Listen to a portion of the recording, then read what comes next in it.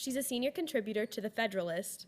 Her writings have also appeared in various national media, including The Wall Street Journal, National Review, and Newsweek. In addition, she's the author of several books, including the award-winning autobiography Confucius Never Said, which you all received a copy of, and her newest publication on foreign policy, Backlash: How Communist China's Aggression Has Backfired. Helen is a highly sought-after public speaker and commentator. Her media appearances include Fox News, Newsmax, One America News Network, C-SPAN, PBS, and numerous talk radio shows and podcasts. Helen serves as a member of the Colorado Municipal Bond Supervision Advisory Board. Previously, she also served as a board member of the Colorado State Advisory Committee on the U.S. Commission on Civil Rights. In 2016, Helen was recognized as a distinguished Toastmaster by Toastmaster International for her achievement both in communication and leadership. In 2021, Helen won the Leader in Action Award from the Leadership Program of the Rockies. Please join me in welcoming Helen Raleigh.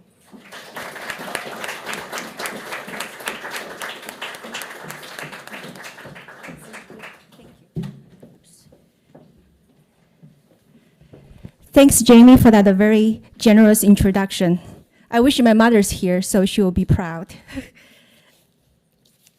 Well, let me begin by first thanks YAF for having me back here again. I always love to come back to YAF events, meet young people like you. You make me feel young and energized. I also want to extend a warm welcome, given some of you traveled a long distance here.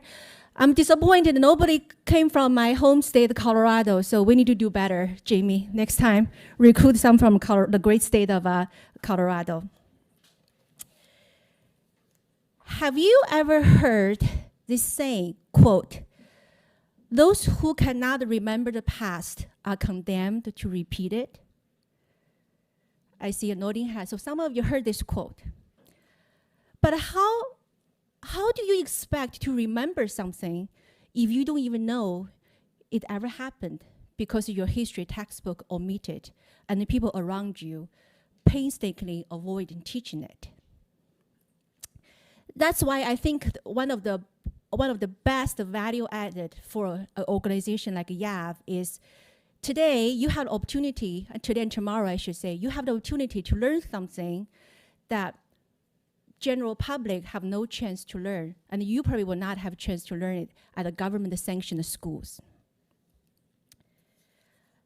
I want to begin by talking about my second uncle. He's the youngest brother of my dad. I never met him. He was born in 1959. At that time, a great famine spread throughout China. Everybody was hungry, including his mom, my grandmother. My grandmother was too malnourished to be able to produce any milk to feed her newborn. And there were no baby formulas available. So my grandmother hopelessly watched her child die in her arm. There is no greater tragedy in life when you watch hopelessly that your child die and you feel there's nothing you can do to save him. But my second uncle was only one of the 40 million victims of this great famine that began from 1958, lasted to 1962. So you may be wondering, how did so many people die in such a short period of time? What was the root cause of the famine? Was it the weather? Was it climate change? The answer is no. It was a man-made famine. And here, let me introduce you to something called Mao's Great Leap Forward movement. In 1957, long before any of you were born, I wasn't born then either, thank God, the Chinese communist leader Mao Zedong, he's the supreme dictator in China. And he became impatient with the socialism, the progress of socialism in China. So he wanted to speed things up.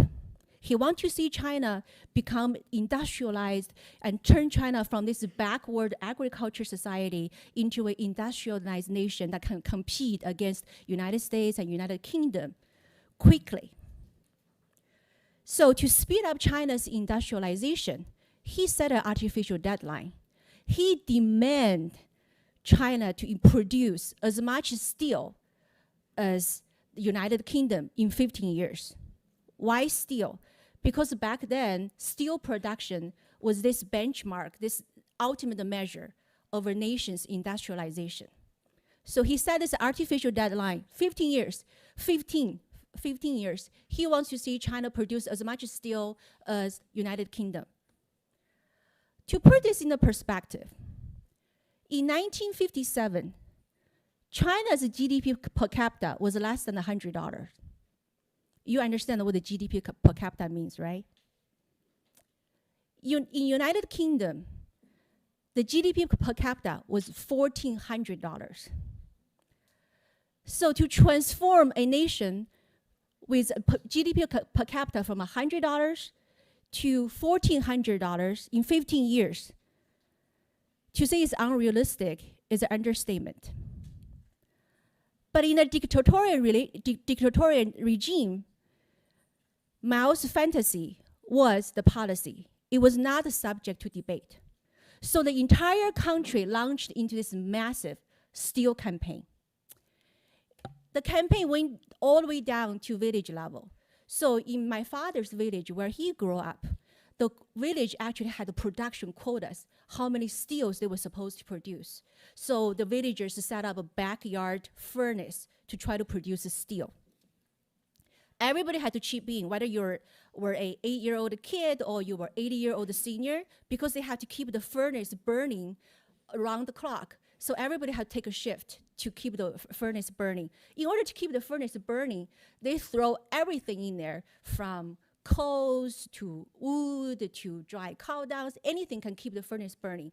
And in order to gather the raw material, they smashed anything with metals in it. So from the scissors to cooking pot, anything, knives, anything into the furnace to try to produce the steel.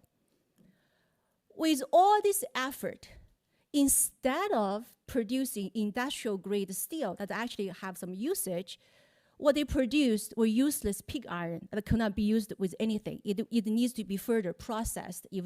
But the backyard furnace did not have the ability to further purify the grade of the metal to make it actually industrialized, industrial grade metal.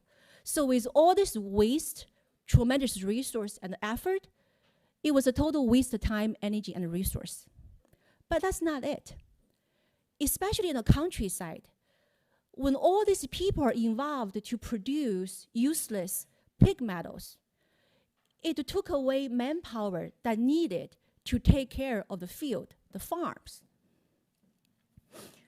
But the farmers still have to meet the government's procurement quotas. So the village leaders who they were Communist Party members, they had no farming experiences. They decided to try untested and sometimes harmful, supposedly new technology to try to increase the yield in the field. So one of the methods they tried was, they naively thought, if you just plant more seeds within the same acre, somehow the yield is going to increase. It may make sense on paper, but the plant seeds actually need room to grow.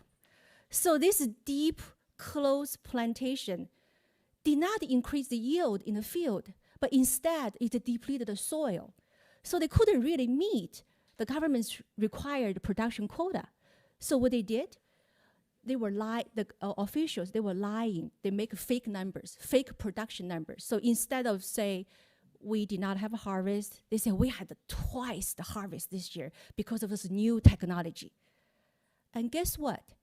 When the central government received these fake numbers, they increased the quota for the next season. So that started a vicious cycle. The more the local officials lied, the more the central government increased the production quota.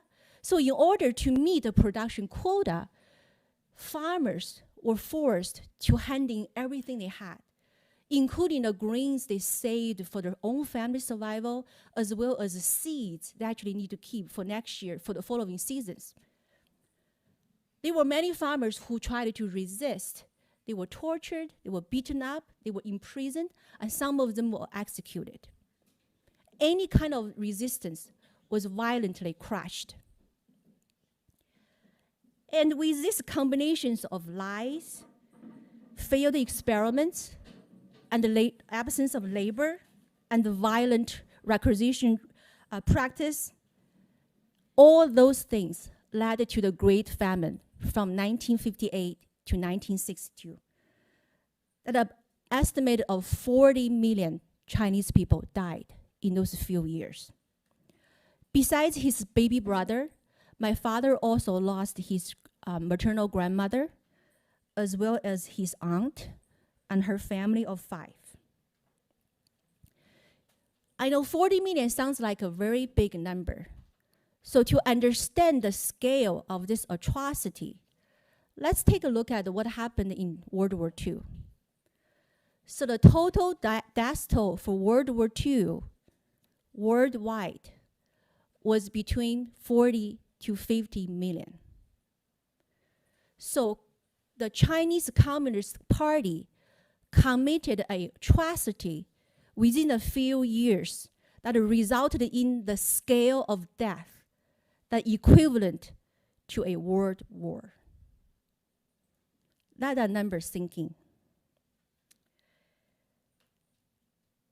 I want to see a show of hands. How many of you today is the very first time you heard about the Great Leap Forward movement or the Chinese famine? Good, thank you. So I assume those of you who didn't raise your hand that you heard about this before. That's great. I really appreciate that. Does it make you wondering that communism as a regime that was responsible for over 100 million deaths, but most people do not learn it at school? Why? It's because of the ideology, their supporters of the ideology never believed that ideology was evil. Instead, they said that the people who were in charge then didn't do it right. That's why they think they know how to do it right today. And we see communism / its close cousin socialism come to us in different forms. Fortunately, there are many survivors of communism, including myself, wrote down and produced artifacts to preserve the atrocity of communism. Each of you received a book today about my family's experience, Confucius Never Said. And if any of you care to send me your book report, I'll be glad to publish an excerpt of your book report in my Substack newsletter. Believe me, I made all my nieces read my book and write me a book report. But in all seriousness, after each atrocity, we say to each other, we vow to each other, never again. But I say today, never again is not enough. Because knowing the history is not enough. Remember the history is not enough.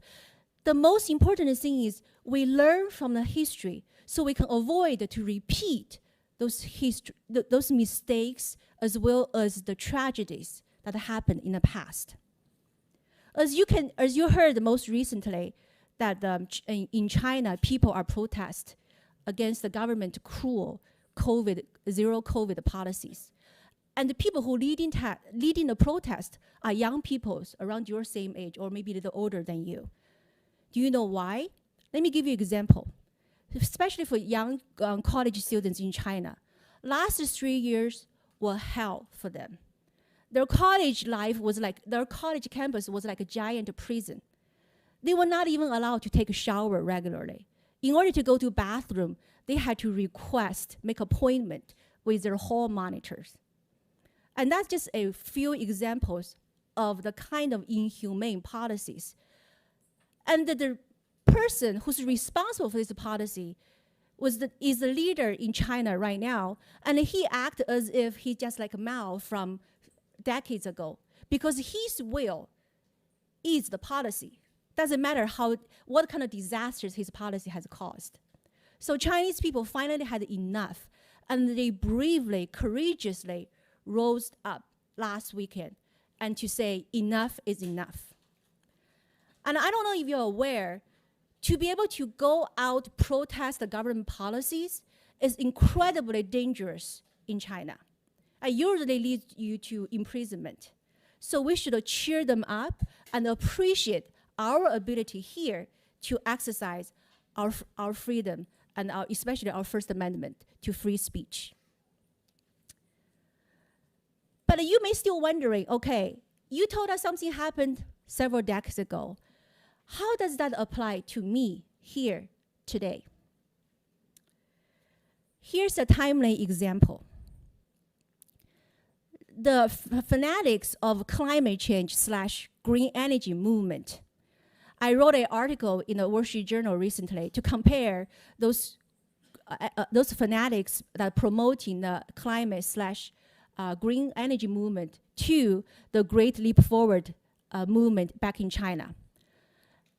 I received a few "how dare you" emails and comments online to say, how could you compare those two? You know, we have good intention. That's not even close. Let me share with you a few similarities why I think those two movements actually have more similarities than people realize. First, both movements had the top-down approach imposed on the general public by impatient elite.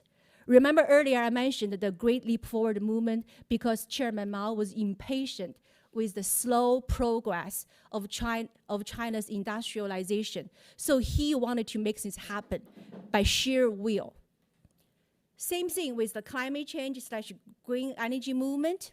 The elites, despite the years of subsidies and the policies favored the green energies, even today, our energy sources, if you look at all our energy sources, solar, wind, all the green energy combined together represent less than 20% of our energy sources. So fossil fuels still provide close to 80% of energy sources, okay?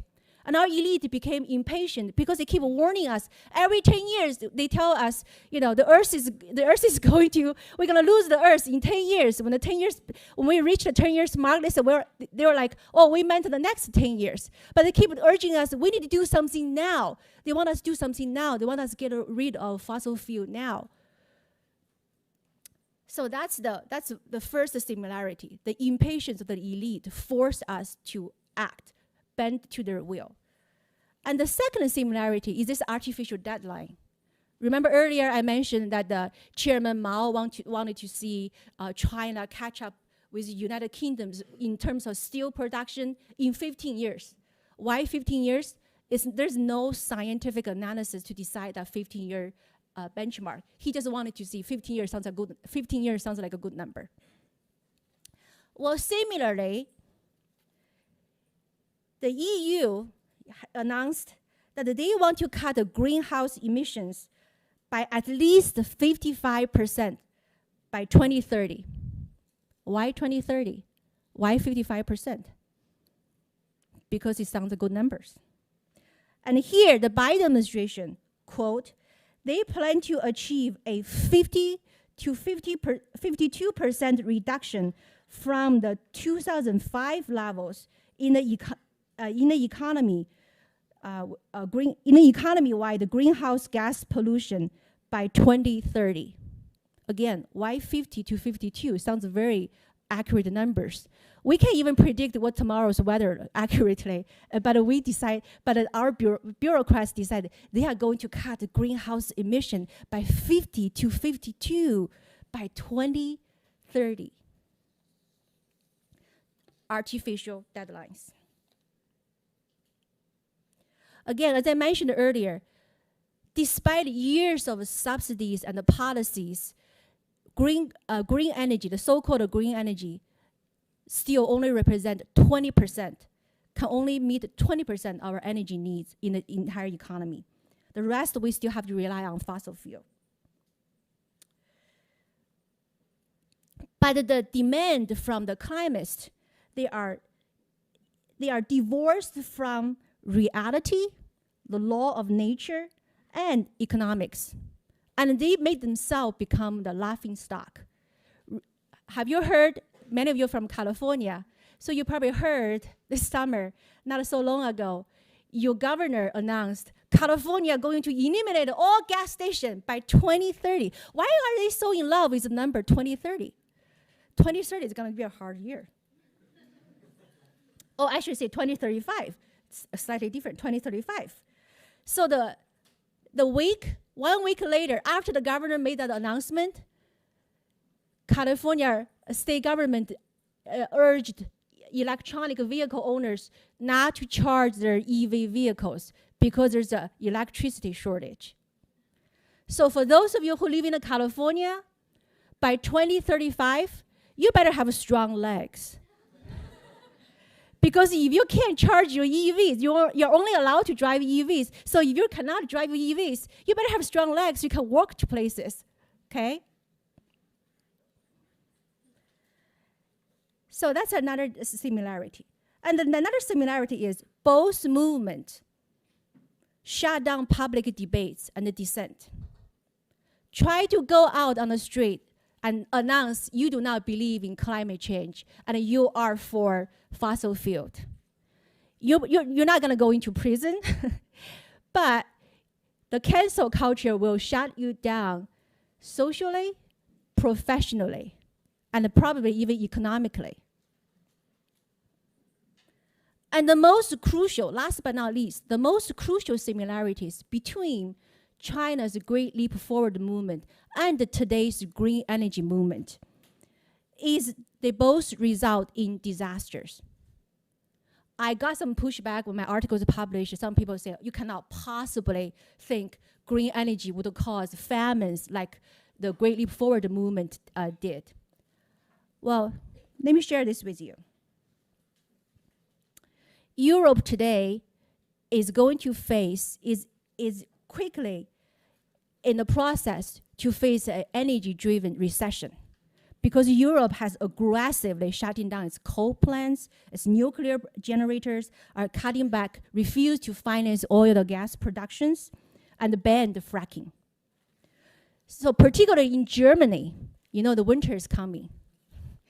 German government has been shutting down traffic lights and advising German people to learn to take cold showers and prepare extra jumpers to prepare for a cold winter. So Germany's green movement has resulted in tremendous reduction of standard living in Germany. Guess what? Germans responded by stockpile wood because they're going to burn wood to keep themselves warm. You know what's hurt the environment worse? Wood burning. Wood burning not only damage the environment, the air, but it's also bad for people who has asthma and have health issues. So in the name of saving the environment, Germany is making the environment worse. But that's just one aspect of the devastating effect of the green energy movement. Another aspect is about the food security.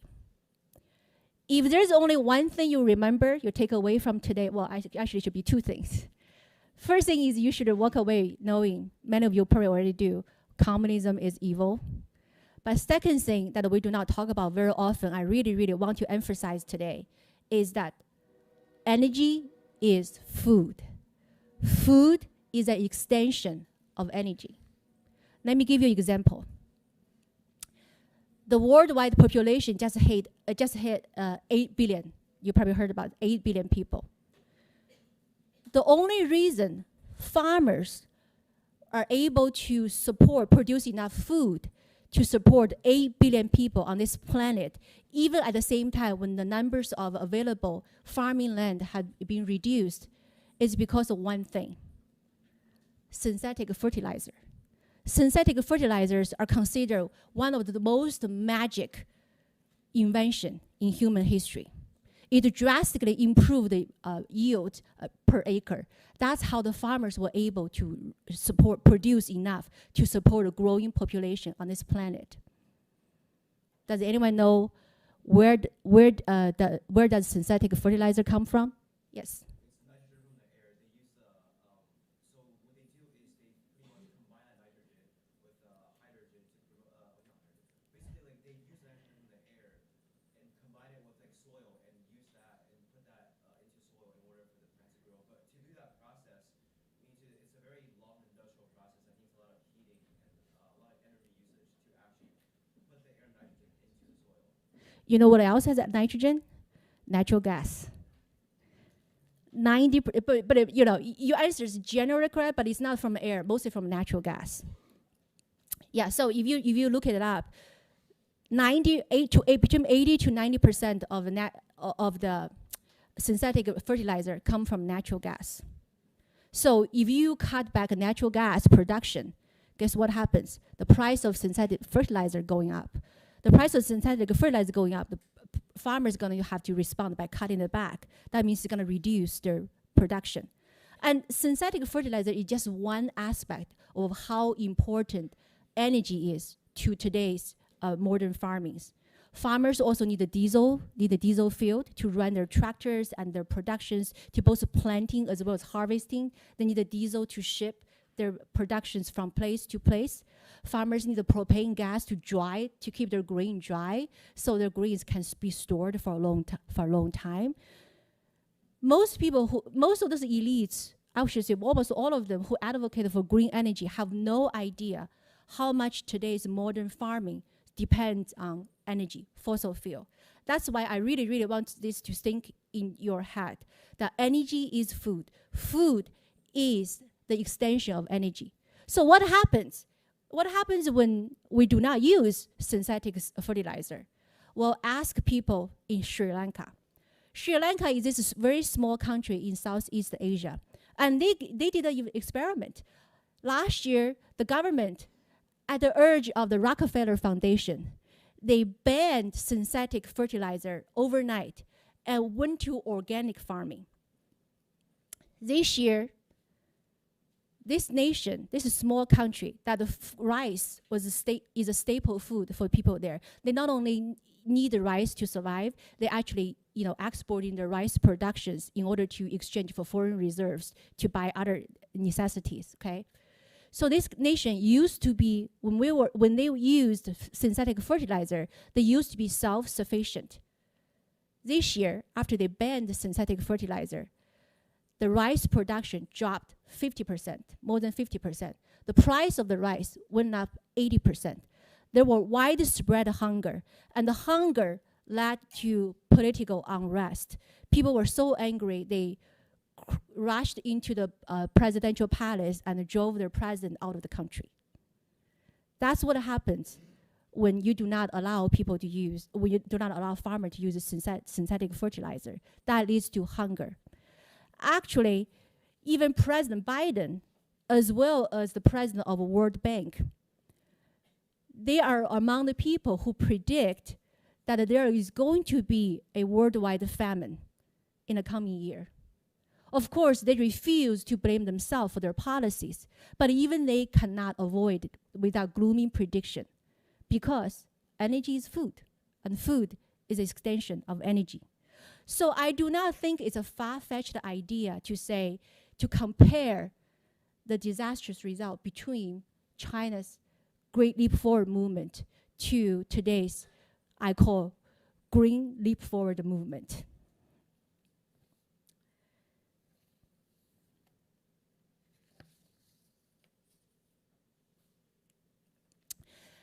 And not only when you cut back energy fossil fuel production, not only it's increase the price of the food and reduce the produce for people.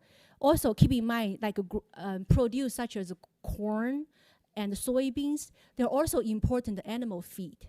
So when the price of inputs going up, farmers naturally cutting back. And we see food, go home, ask your mom and dad, they probably will tell you how much the food inflation, has gone up.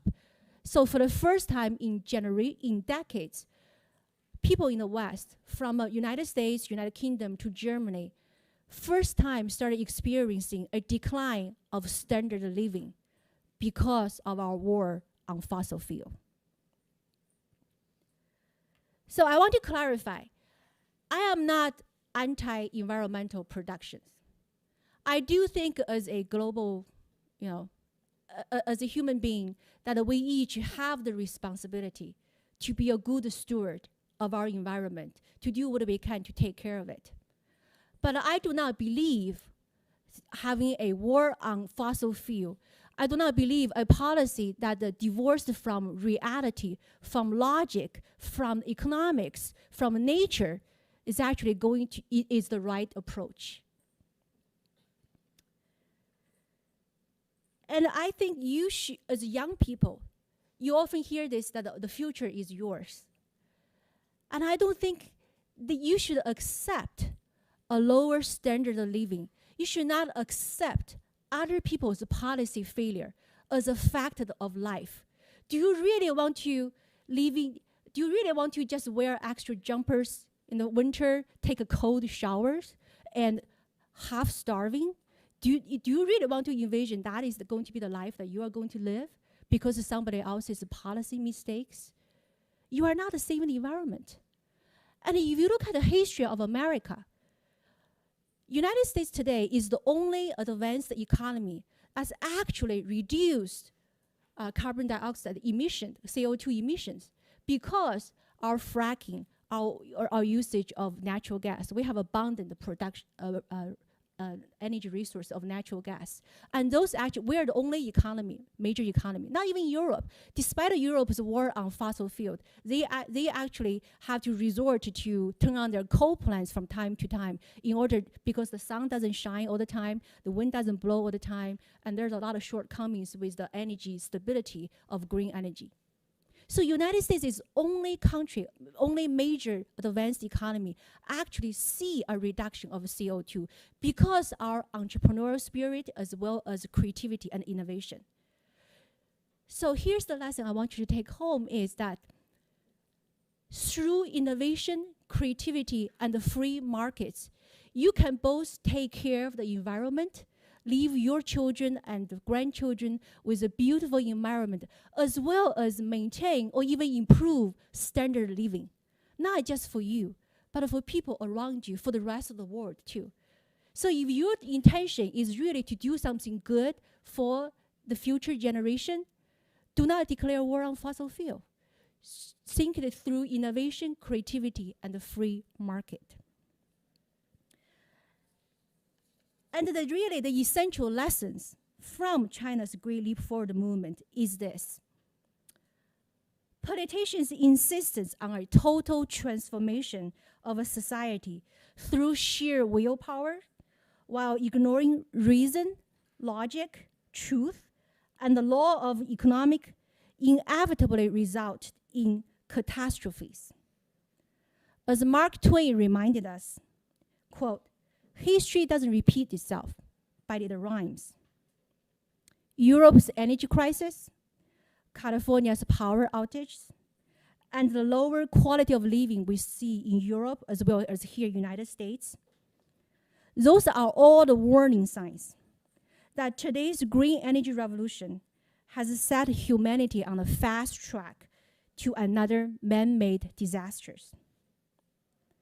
So that's why I say, never forget is not enough. I hope you will take the historical lessons I shared with you today, but most importantly, I want you to do whatever it takes to avoid repeating history in your future endeavor. Thank you, and God bless you.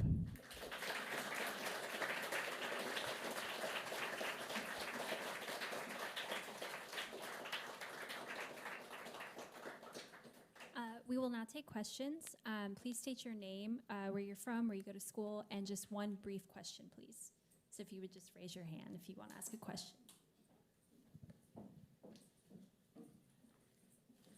Hi, I'm Sarah. I'm from Buchanan High School. And my question is, are there any other similarities other than the ones you named between the Great Leap Forward and the climate change policies that the government has issued? Are there any other similarities? Okay, so let me first repeat. Everybody heard the question, right? So she's asking, are there any other similarities between what I just listed? What did I list? They both result in disasters. Yes. It's from the top down. There is an artificial deadline, and both movements discouraged dissent and opposition. Yeah, very good, by the way. Let's give her a round of applause. I would, although if I have more rooms in my article, I probably would also add that they're anti-science. As I mentioned, I didn't go into detail. They're anti-science, right? You cannot expect just because you plant the seeds more, you reduce their natural growth, the room that they need to grow. Somehow it's going to naturally increase yield, right? That's just ridiculous. Same thing as with green energy. Again, sun does not shine all the time. Wind does not shine, or wind does not blow all the time. You still need the fossil fuel to back them up. And I also want to add, green energy is not really green. Because what makes solar panel? Metals. And how did the metal, and who's dominated the solar panel production? China. And the reason the price of solar panels have been greatly reduced, not because there's any technology advancement, because we know how to make solar panels, since the 70s. The reason the price of solar panels came down is because China used slave laborers, as well as used cheap coal. Coal is very cheap in China, and the whole production process to get the metal out of the ground in order to turn them into solar panels is actually very energy intensive. So only China doesn't care. So they use slave laborers as well as cheap coals to produce cheap solar panels. And the solar panels does not last forever. At the most, they last for 10 years, right? And California today, because California, promoted solar panels sooner than other states, California today has a huge problem of how to dispose, recycle the useless solar panel who pass their usage. California now has a huge problem, and they just throw them into the landmines. Those things do not melt, into the ground. They do not provide nutrition to the ground. So again, the environmentalists choose to see what they want to see. They don't see all these other things behind it. I think that's another similarity. And the third one, the last one I'm going to give you is the good intentions, right? Mao could say he had good intentions. He wanted to transform China. He wanted to transform China from a poor country to a rich country, and he wanted to speed it up.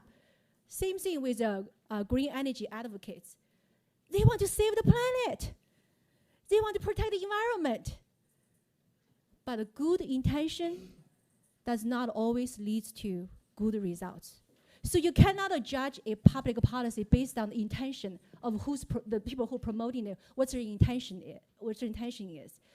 There's another famous saying, you probably heard of it. If you haven't, you can write this down. The road to hell is often paved by good intentions. And people who believe in communism, socialism, Marxism, and Leninism, they always claim they had good intentions. Those who failed, they just didn't do it right. But the people who came after them, they know how to do it right, okay? Nobody knows how to do it right because it's an evil ideology. It's against the human nature. That's why it fails everywhere. Does that answer your question? Yes. Thank you. Hi, my name is Matthew. I go to Gerstel Academy, and that's in Maryland. So, first of all, I really enjoyed your talk. It was very informative. Thank you. So, like you stated, one of the similarities between the Mao's Great Leap Forward and green energy was the shutout of public dissent and public discourse. So, with that toxicity of the cancel culture environment and it even affecting professional careers, how would you recommend students like us speak out about that without maybe damaging our futures? That's a really good question. First, I say have no fear, because if you speak out now, given today's environment, it will have some it will cause some damage, unfortunately, right? It may hurt your college applications. It may hurt your reputation. It may get your friends, boycotting you. So my first advice is have no fear, because you have to be honest with yourself. My parents always tell me to live an honest life. As long as you do not lie and you can sleep at night, because lies keep growing into lies. So you need to have no fear to try to live an honest life. And also, I noticed that when I say something, I know it's kind of risky, but as soon as I said it, I do get hate mails a lot, but I also get people sending me emails and call me or text message say, I'm so glad you said it because I think the same thing. I just, I'm so afraid, I'm so afraid losing my job. Well, that's my second recommendation is, maybe it's a little young for you, but become an entrepreneur. Nobody can cancel you. I mean, I shouldn't say nobody, but it's harder to cancel you if you're an entrepreneur. You're not relying on your boss to give you a paycheck. You're relying on customers. So, I work for myself. I provide good services. So I'm not afraid to be canceled because all my clients loves me. I do a good job for them. So I would say become an entrepreneur. Learn to take a risk. But it's really important to be honest yourself, have the courage. Because when you have the courage, when you stand up to say something, you actually will find, yes, you may get hate, but you're also gonna get love. Because there's so many people share what you're thinking, what your beliefs are. And a third thing is, we should support people who speak up, right? If you, for any reasons, understandable reasons, that you do not want to be the one, come forward to say something, but you see somebody else did, whether in your home, in your community, or at schools, let that person know you support them. Give them emotional support. Even if you don't have to do it publicly, support them emotionally. Even send them a text message and say, hey, I hear you, I agree with you, I admire your courage. Those messages that I got, even though none of them is really material, but it means so much to me. It helps me continue this fighting spirit, because I know I'm not alone. I know if I fall, there's gonna be other people, to try to catch me. And that's a tremendous comfort. So the more we have the courage to speak up, the more we're united to support one another, especially those who do have the courage to speak up, because it's not reasonable to ask everybody to do that. And the more we try to be entrepreneurial, be creative, produce innovations that help with the environment, but do it in a reasonable, logical, economic way. The more we can do this, then the more we can move this world in a better direction. So, thank you. Okay, I'd like to see a question from the back rows, because I know people like to have the back row. Thank you. Hello, my name is Ashton Fry. I'm 17. I go to Trinity Christian High School in Monterey, California. And my question is, how will the green energy movement affect more poor third world countries? And how will it affect the people's lifestyle? Oh, that's a wonderful country, and thank you, Josh, for asking that. It already has a tremendous effect, because all the international organizations that are led by Western elites, they refuse to financing fossil fuel projects.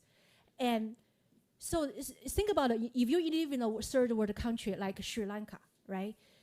You never experience the standard of living that we experience here, the results of the fossil fuel.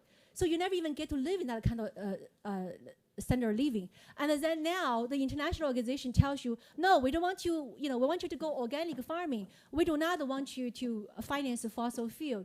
Guess what? You're never gonna get out of that misery and the poverty. And that's exactly what's happening in the third world countries right now. And what's even disgusts me even more is what's happening in Africa. So now, because of the Russian invaded Ukraine, there's an energy shortage, especially with natural gas. And the EU is scrambling to secure natural gas supplies. Guess where they went? They went to Africa. Even though they still refuse to financing natural gas production in Africa. But they are now in Africa paying more to secure what limited natural gas production from African nations. Of course, we know, unfortunately, that many governments in African countries are very corrupted. So of course, they're gonna sell whatever limited amount their country produce to the higher bidders. So they're left to their own people. I mean, they don't even have coals. You know, people they couldn't even burn coal. Even coals are really expensive. Again, international organizations are not even financing it. So people are burning whatever they can. We feel food inflation. Over there, poor people couldn't even afford to buy a loaf of bread. They're just not experiencing food inflation, hunger, starvation. It's already happening in those countries. So we do not see that. The global elites do not see that. But I'm so glad you asked that question. We have to think about our actions, our policies do not just impact us, because we also lead all those international organizations. We inadvertently setting policies for other nations, the rest of the world as well. We have a tremendous responsibility to other people. So thank you very much for that question. Hello, my name is Noah. I live in Santa Clarita, California, and I go to Trinity Classical Academy. And out of curiosity, how did your family escape China? It's in the book. Well, I will not comment about my family for their safety, because not all of them are here. But for me, I came here as a student about 26 years ago. So I came here for grad school. That's how I was able to escape China. Also, I have to give them, the Chinese government a little bit of credit, because they did open up China. Because prior to me came here, China basically has this, the Communist Party has this self-imposed isolation. So, you know, nobody couldn't go out, nobody could come in. But since the 1980s, if you know, familiar with China's history, since the 1980s, some of the Communist Party members were pragmatic. They recognized communism did not save China, it failed China. So they want to at least grow China economically to save their own governance, you know, in China. That's how they imposed limited economic reform and open up China to outside. That's why people like me could come to United States to study, and that's how I got out of China. Yeah, so thank you. But it's in the book, so. Any other questions? Are we still talking about natural gas? No. So you said that I'm Philip Wu, and I'm from Laguna Hills High School. Hi. And so you said that free market and innovation and creativity is what leads to, like, obviously more actually a greener, like, what's it called? Green energy economy in a way. But I also wonder, like, whether the current green revolution thing that's happening, not green revolution, but you know what I mean? It is green revolution. It's kind of, but it is, I feel like the green revolution is also driving innovation, and even more quickly than what you said about the free market economy. Because currently, like, even though they are crazy and they don't actually take like perspective into like all the economic effects and what's actually happening, it is still driving innovation, right? Yes, I agree with you. I'm not against the green revolution. You know, I'm not against the green energy, but I think green energy movement does not have to come at the expense of, let's just replace the fossil fuel today. That's what I'm against. Because to me, it's not reasonable, right? Because we had a green energy movement for the last at least 2 decades. But even after 2 decades of subsidy, you know, today, coal plants do not get subsidies. Nuclear plants do not get subsidies. Green energy gets tremendous subsidies. Why is Tesla so successful? It's from government subsidies. Who can afford a Tesla? Upper middle class. You know, so they're sucking up the electricities. So I agree with you. I be green energy as a result of innovation and creativity. I'm just saying, let's not divorce that from the reality, from logic. You know, let's not say, just because we want to support the growth of green energy, we are going to eliminate the fossil fuel today. But unfortunately, that's the approach from, you know, the elitists as well as the fanatics of a green energy movement. They want to eliminate, you know, 2030. Okay, maybe not today, but by 2030. How do you eliminate 80% of energy sources by 2030? We're 8 years from 2030. How is that different from Mao's 15 years we're going to produce, you know, 15 years we're going to make our economies 14 times bigger than the United Kingdom. I mean, just it's totally ridiculous. So I'm for innovation and creativity, but I don't think those should divorce from reality. That's really my objection is. Does that help? Yeah, it helps. Okay, thank you.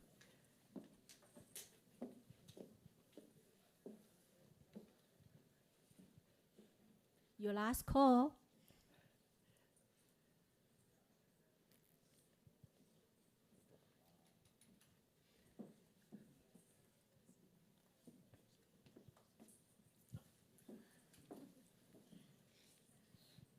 This is our last question. Hello, my name is Isabella Estrada. I'm from Heritage Christian School.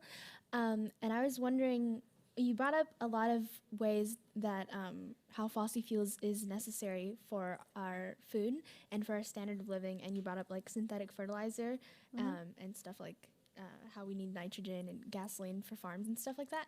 And I live in a very agricultural community where we produce most of California. I grew up in the Imperial Valley, and we produce most of California's agriculture that gets output to the other states as well. And I was wondering, like, what sort of innovations do you see like people to do? Do you think it's possible to make it less reliant on fossil fuels? Because I agree, I don't think that it's right to say, oh no, we're gonna stop using fossil fuels in our food production and we're just gonna get rid of that.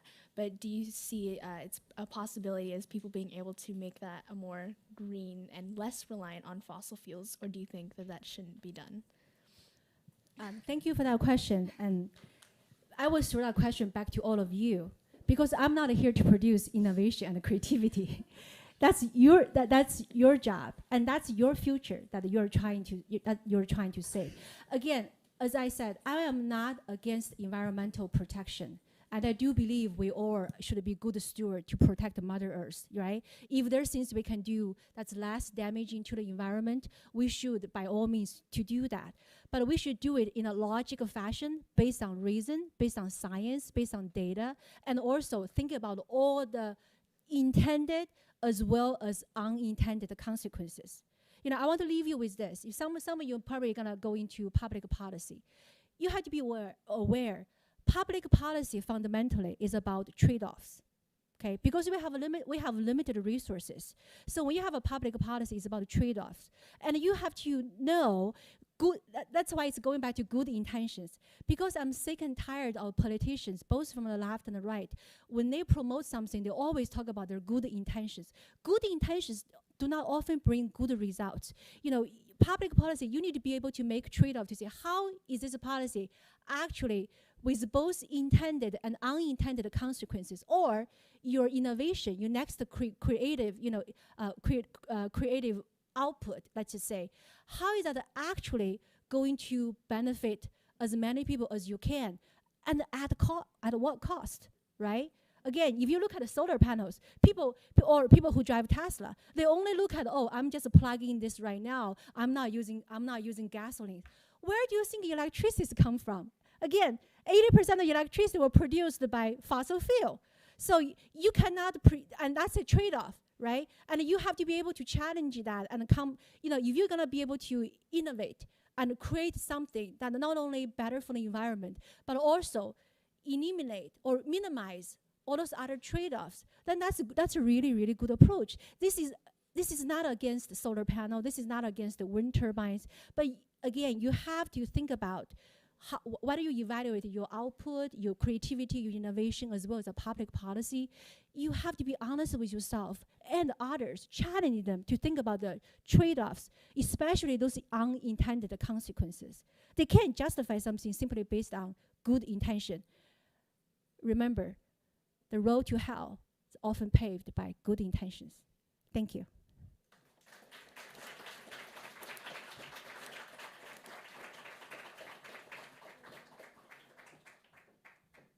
Let's keep it going for Helen Raleigh, everyone. Okay, we're gonna take about a 6-minute break, so be back in your seats at 4:10, please. If you need to use the restroom, they're downstairs, and then snacks are in the back of the room. There are also pens on the back table.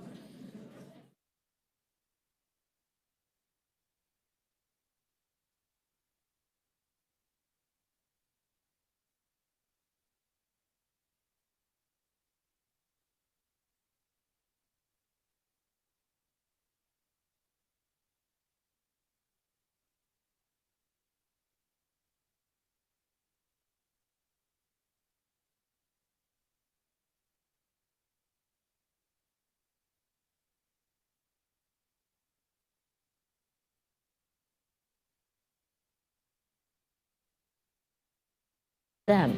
If you do this all the time, what kinds of societies do we create? And it's Friday. John.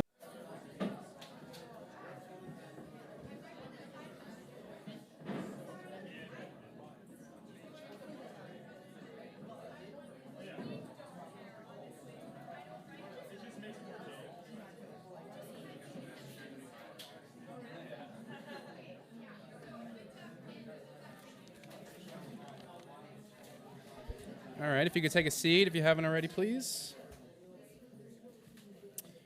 All right, I have the distinct privilege of introducing our next speaker, Daniel DiMartino. Daniel DiMartino is a PhD candidate in economics at Columbia University and the founder of the Dissident Project. Born and raised in Venezuela, DiMartino experienced the terrible consequences of socialism firsthand. After leaving Venezuela for the United States in 2016, he dedicated himself to explaining how socialism destroyed his homeland, advocating for its freedom, and stopping this ideology from being implemented in America and anywhere else.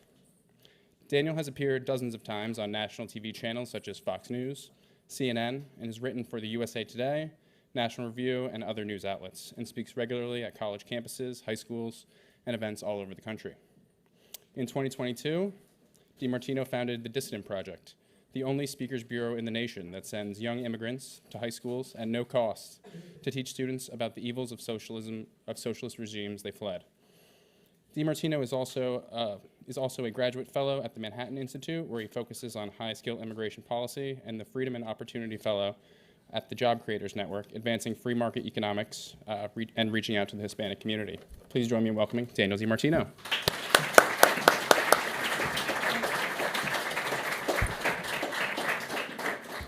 Hi, everyone.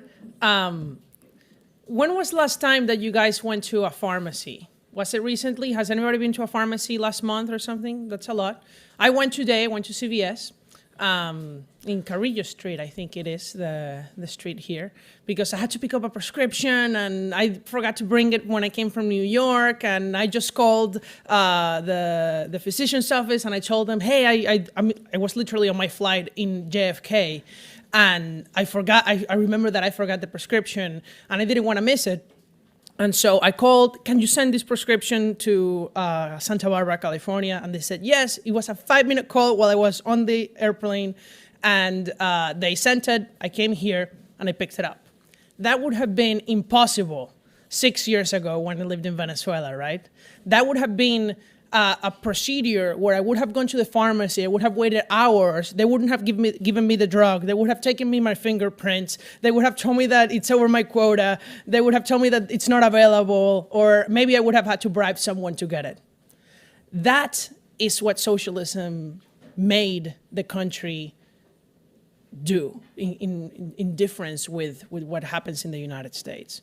While there is no medicine, while there is no food, while there is lack of electricity, of water in Venezuela, we in the United States can do things that seem normal for us, but aren't really normal. They're miracles. It is a miracle that you can go from one place to the other and find anything you want. Yes, of course you have to pay something, but we're talking about things that the overwhelming majority of the population can afford to eat, to live, and to have a life that's dignified.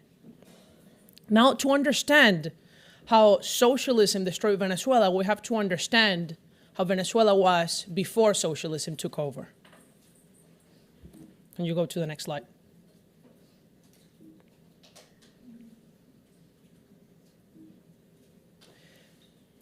And how Venezuela was when socialism took over.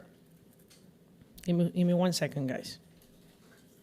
I just want to show you some pictures. So, Venezuela was a country where not only between 1940 and 1960, the population grew by over 20% just out of immigration from other countries. People from the Middle East, Christians from Syria and Lebanon, people from Colombia, from Peru, people like my grandparents from Spain and from Italy came to Venezuela seeking opportunity, because back then Venezuela was the 10th freest economy on the planet, the 4th richest country by GDP per capita. It was so rich that Caracas, this is a picture of Caracas in 1960, had, according to American economists, more cars per capita than New York City. There were more cars per person than in the city of New York in 1960 in Caracas, Venezuela, than in New York City, New York State, United States. That is how wealthy Venezuela used to be. It was so wealthy that boats like this one, the Veracruz vessel, came in 1956 carrying my grandfather, on my mom's side, who immigrated from Spain when he was just 19 years old. At that age, not only was he able to come without a high school education, but he was able to open a parking lot where he washed cars and he parked them in front near downtown Caracas. And he was able to save half of his income to send in remittances to his family members. Can you imagine anybody in the United States who does not have a high school degree saving half of their income? I can't. I can't even imagine most people with college degrees saving half of their income in the United States. Now, that is how wealthy Venezuela used to be. Of course, he was living in very precarious conditions in order to save half of his income, but he was not living in the street. You know, he actually had a place to sleep, you know, and his wife, and then my uncle and my family. My grandfather from my dad's side, who immigrated from Italy to Venezuela the same year, he started making shoes by hand and selling them by the pair. That's a picture of him making shoes in downtown Caracas as well. And from that, he was able to buy his own shoe store, his own shoe factory, ultimately become a millionaire, and then lose everything, and then become a millionaire again, and then lose everything again. And then obviously, you know, the factories that he built are actually still left in Venezuela. They're just bankrupt because of the situation of the country. And from the life that my grandparents had, my parents had a very different life from the one I had. My parents grew up in a country that was hopeful, in a country that people came to, in a country that they were able to go from, in one generation, not having a high school education to having a college degree. To not only having a college degree, but being able to travel abroad, to you know, make friends from all over the planet, to have a very different type of life. My parents got married and had me. I'm very grateful that today my parents are able to be with me and are right behind in the audience. They had a life where in the country that was one of the freest nations in the world economically, people were able to prosper. But how did that prosperity, how did that happiness end in what we see today in Venezuela, that poverty, that disaster? This is a photo from 2010. I was 11 years old. I'm in the bottom right, so younger than most of than you all. And while I was growing up, I started noticing things changing in the country. You know, sometimes my favorite food or my favorite products from my favorite yogurt, my favorite thing from the grocery store, they would just stop selling it. And it wasn't because they discontinued the product. It was just because many things started to disappear.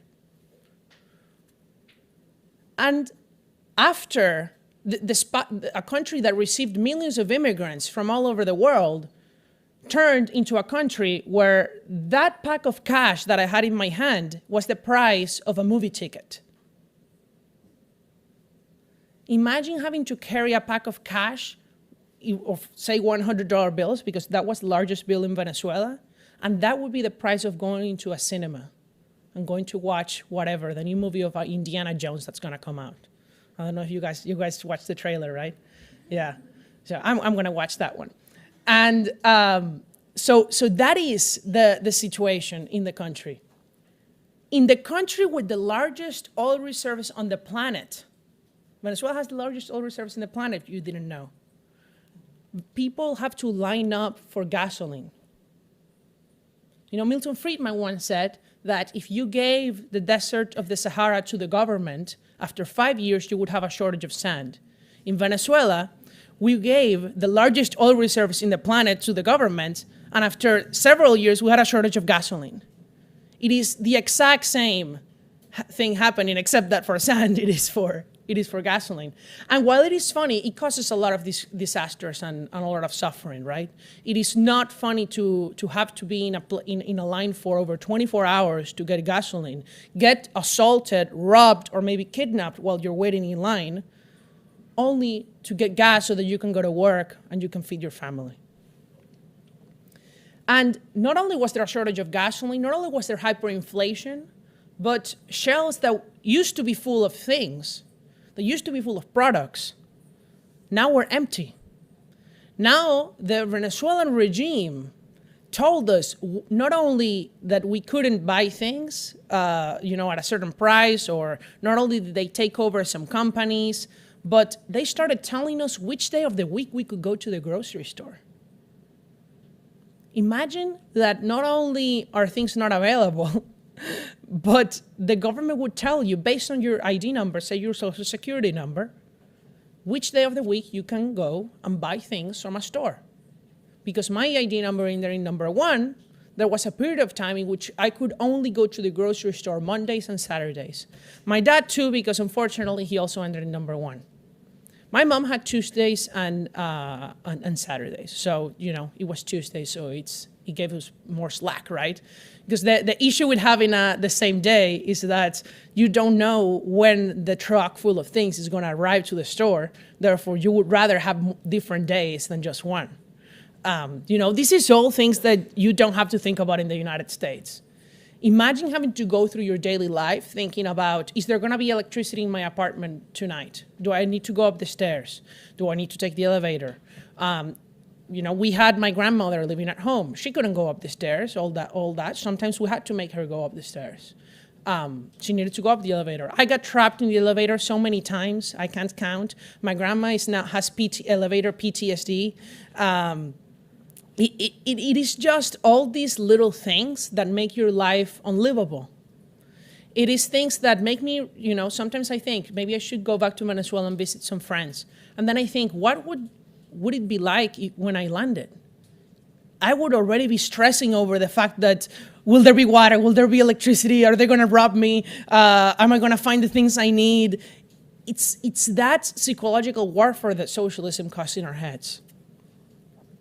And of course, as a consequence of all these terrible things, shortages, inflation, crime, lack of water, electricity, gasoline, people want to leave Venezuela. This is a picture of the bridge one of the bridges between Colombia and Venezuela, the Simon Bolivar Bridge, and all those people are Venezuelans going in one direction, and that is out of the country. Venezuelans are the largest refugee crisis on the world. This is something the media doesn't tell you for a very good reason, and that is that Venezuela not only is the largest refugee crisis in the world, but it is also the only of all the large refugee crises caused by socialism. It's not caused by a war. There are no chemical weapons being thrown into the population to kill them. Surely there's crime. Surely there's lack of food.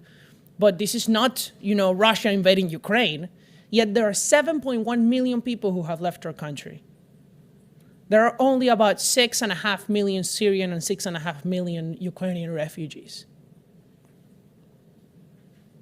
Where have they gone? They have gone everywhere. They have come to the United States. Most have gone to Colombia, Peru, Chile, Brazil, other countries in, Spain, other countries in the world.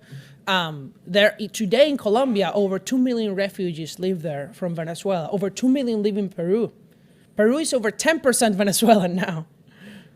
Just them.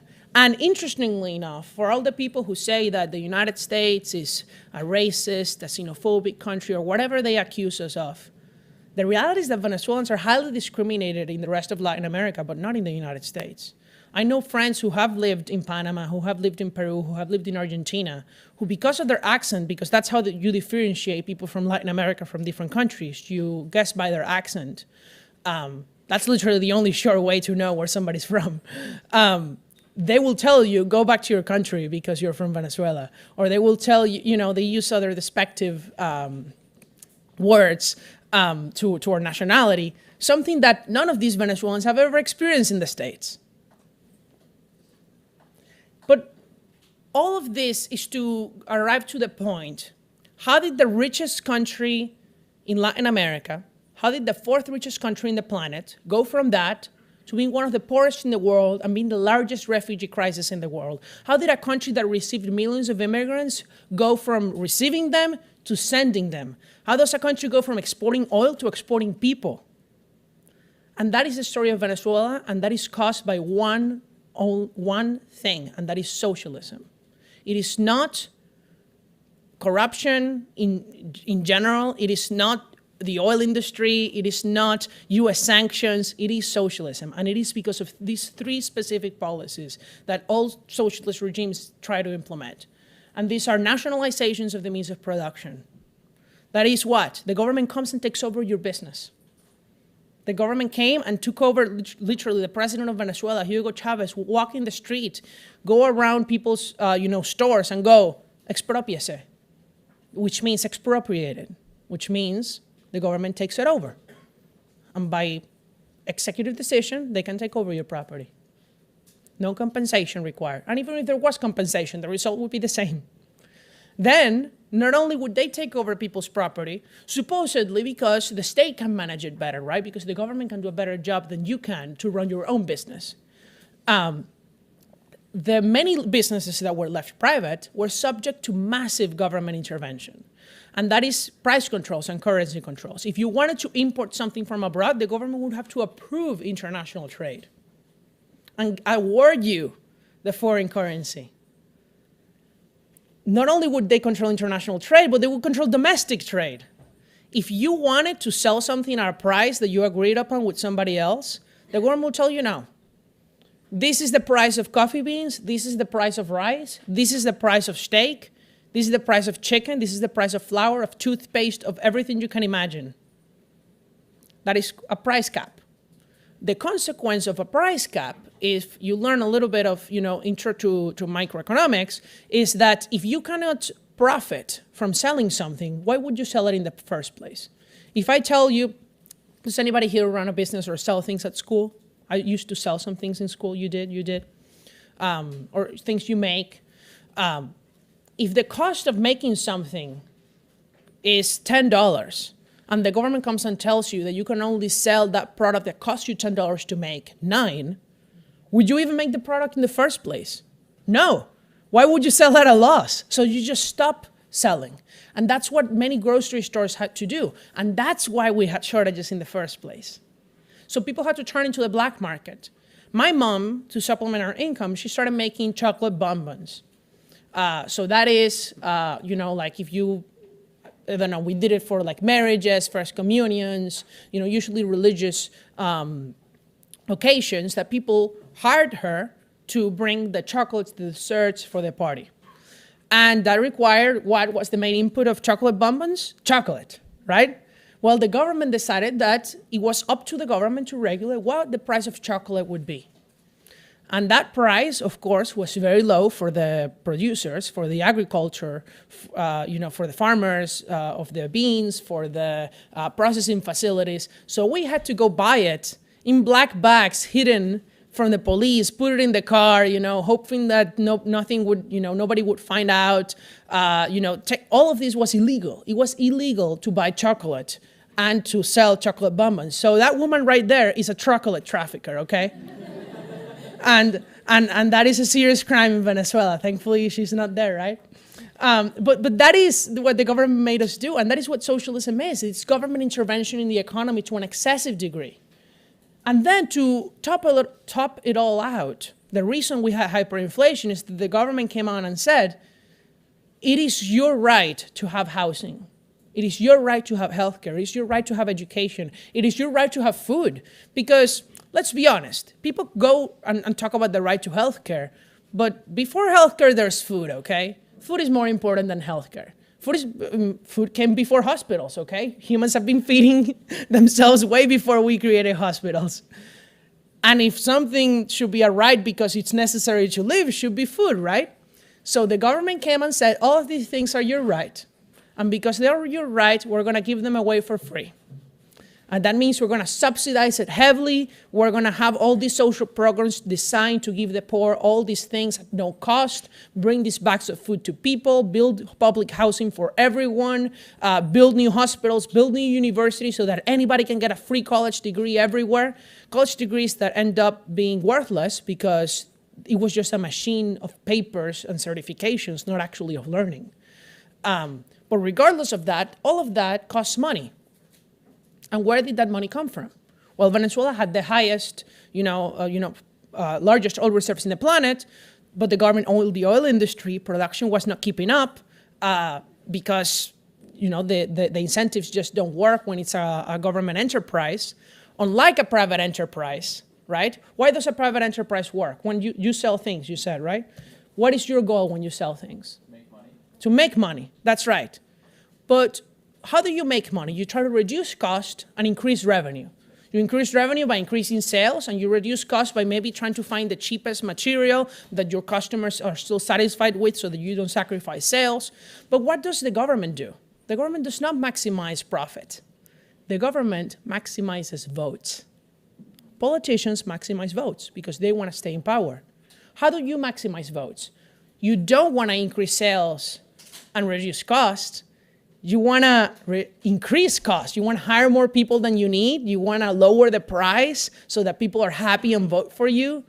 And you end up bankrupting everything the government takes over. It's not because Maduro or Chavez were evil people, which they are, or they were, but it's because everything the government takes over will always go bankrupt. And what's the best example in the United States? It's USPS. It's the Veterans Administration. USPS is bailed out by over $1 billion almost every year by Congress. We pay for it. It's not true. Your cost when you go to USPS doesn't actually cover the cost of USPS. You end up paying it through taxes. That's deficit. If the government took over not just USPS, but banks and grocery stores and oil companies, then believe me, the deficit will balloon. And what happens when the deficit balloons and you can't pay for it with your tax revenue? You print money. What happens when you print money in excessive amounts? You have hyperinflation.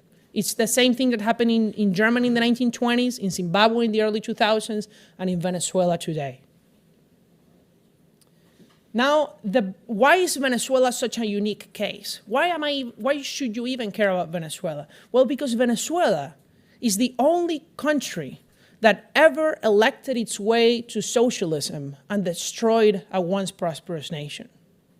Venezuela used to be the 10th freest economy in the world in 1970, according to the Fraser Institute, a Canadian think tank. And by 2021, it was 165th place. 165th out of 166. So there's only one worse in the countries ranked. If you go from the 10th freest to the second least free country, then you are clearly an experiment of how do you go from capitalism to socialism in real time. Gradually, of course, 1970 and 2021 are 50 years apart. Chavez was there from, a little before 2000. So it's not just Hugo Chavez that diminished Venezuela's standing, it was the democratic governments before as well. Yet, in the West, we have people who blame this very clearly caused situation not on socialism, but on Venezuela being an oil-dependent country or on corruption. It's just that they managed it wrong, and on U.S. sanctions. Now, let me very easily and quickly debunk these three myths. The first one is really the weakest of these myths, which is that Venezuela became poor because oil prices went down. Has anybody seen what oil prices are nowadays? They went a lot up from 2014, okay? It is not about the oil price. And the best way to see this is that after oil prices have gone down, you have never seen millions of people escaping Saudi Arabia, okay? Where women weren't even allowed to drive until recently, where they're a desert, where they can't even grow food, and they're definitely dependent on oil more than Venezuela has ever been because of those geographic characteristics. Yet you don't see Saudi refugees in the millions, walking out of their country. Why don't you see millions of Saudi refugees if it's about the oil industry? If it's about corruption, let's be real. There's a lot of corrupt countries in the world. There's not a lot of socialist countries in the world. Mexico is a very corrupt country. The rest of Latin America are very corrupt countries. There are many countries in Africa that are perhaps even more corrupt than Venezuela. The question, though, is not just about whether they're corrupt or not, but also what causes corruption. How could a government official steal money from the oil company if it wasn't owned by the government in the first place? In other words, not only is corruption not a cause of a massive refugee crisis of the millions, but to the extent that corruption exacerbates Venezuela's problems, it is caused by socialism in the first place. Because you cannot have most of this corruption if the government is not involved in the economy this much. And then it's the sanctions. This is I think, the most evil of the excuses, because it's an excuse that's clearly wrong. Chronologically, it makes no sense because most U.S. sanctions that actually attacked Venezuela's economy or the oil industry happened starting in 2019, by the time that most Venezuelan refugees have already left, and when the country was already in hyperinflation. And the sanctions were really only on the state. But you can now send money to Venezuela, you can travel there, if the Venezuelan regime lets you, or you can do anything you want to Venezuela. You can send food. There are companies based out of Texas and Florida that send boxes full of food, toilet paper, basic necessities, home to home in Caracas. This is a very developed remittance business, okay? You don't have that in Cuba. You don't have that in Iran. So in other words, Venezuela is the least sanctioned of all these countries, yet it's the worst. Iran, a country that is not only authoritarian, corrupt, friends with Venezuela, it's regime dependent on oil, most sanctioned than any other country on earth, perhaps except North Korea, where you can't even send a piece of mail to Iran, even less money. Probably the US authorities will come and search your home if you were to send money to Iran. That country doesn't have millions of refugees fleeing to Turkey, its neighboring country, or to, Turkmenistan or Iraq or Azerbaijan, Armenia. Iranians aren't fleeing in droves. Why aren't they? They don't even have religious freedom. They don't even have women's rights in Iran. Yet you don't have millions of refugees fleeing Iran. Because in Iran, people can feed their families. And they can feed their families because Iran might be authoritarian, might be an Islamic republic, but Iran is not a socialist country. In Iran, you have private enterprise. In Venezuela, you do not. And despite this, there are people who say, I just picked out these two articles from which were published in Fox and in Yahoo Finance. Here's why you can't blame socialism for Venezuela's crisis. Or falling oil prices caused Venezuelan crisis, not socialism, Marxist economist says. This is what these people are promoting in the United States. Not only is this what they're promoting, but this is an op-ed from 2013 when Hugo Chavez passed away, which is titled Hugo Chavez's Economic Miracle. By 2013, Venezuela had over 50% inflation, which is more than the United States has ever had, okay? If that is an economic miracle, imagine what those people want to do to us here. That means they want to actually make us like Venezuela. Because if you think that there's an economic miracle happen elsewhere, of course you want that miracle to happen here. But who are these people? This guy who wrote this last op-ed is David Sirota. He has a Wikipedia page. On his Wikipedia page, you can see, and you can, the important part is that he was the speechwriter and senior advisor for Bernie Sanders in the 2020 presidential campaign. A guy who almost became president, who almost became the Democratic nominee, who today is the chair of the Finance Committee of the Senate. This senator who hired this man writes the budget of the United States. This is an organization called the Democratic Socialists of America, which might seem like an obscure thing, but they have hundreds of thousands of members. And this is an organization of really radical and evil people. They brought to New York City, and I went to this event, three people who worked for the Maduro regime in Venezuela, for like mayoral and other political organizations, that brought these 3 women to speak in New York City, Manhattan. They were making a tour around the United States, blaming sanctions for Venezuela's problems. And so when I read that this group was coming, I talked with my Venezuelan friends from New York, and we all showed up. And we all kind of like mixed in the crowd. Oh yeah, we registered as if we were socialists, right? And then when the time for the Q&A came, we raised up our hands. They didn't want to let us Q&A, and we just protested the whole event. They shut it down. They didn't want to answer any of our questions, of course. But the reality is that these people shouldn't even be allowed to enter the United States. These are international criminals, okay? This is not a political difference. The Maduro regime and these people, the Democratic Socialists of America, have met with Maduro in Venezuela. These are American citizens traveling down to a tyranny to meet with the tyrant. And then they claim that they don't want to make America like Venezuela. They just want to make us like Denmark, right? I have never seen them meet with the king or the queen of Denmark. I have seen them meet with Nicolas Maduro, the president of Venezuela. And this, they posted it on Twitter. This is not like made up pictures. Like, they're boast about it. They're very proud. And we have 4 members of Congress in this country who are members of the Democratic Socialists of America.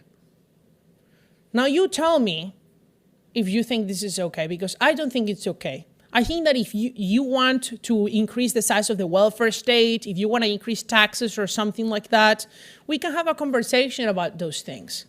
But this is clearly a much darker operation to try to take over the United States and turn it into something like Venezuela. Because otherwise, you would not be affiliated with an organization that travels to Venezuela, meets with the dictator. You would not praise or blame Venezuela's crisis on something other than socialism, certainly not on the United States, right? Because not only is it wrong, but it's also pretty egocentric to think that everything that happens around the world is the fault of the United States, okay? Not everything has to do with America. I love America, but these people need to get over the American, privilege, guilt, blame game, whatever they think that everything bad that happens is our fault. It is not. And this is Maduro meeting with the 2 founders of the Black Lives Matter movement, the official organization, in 2015 in Harlem, New York City, before he was banned from entering the United States.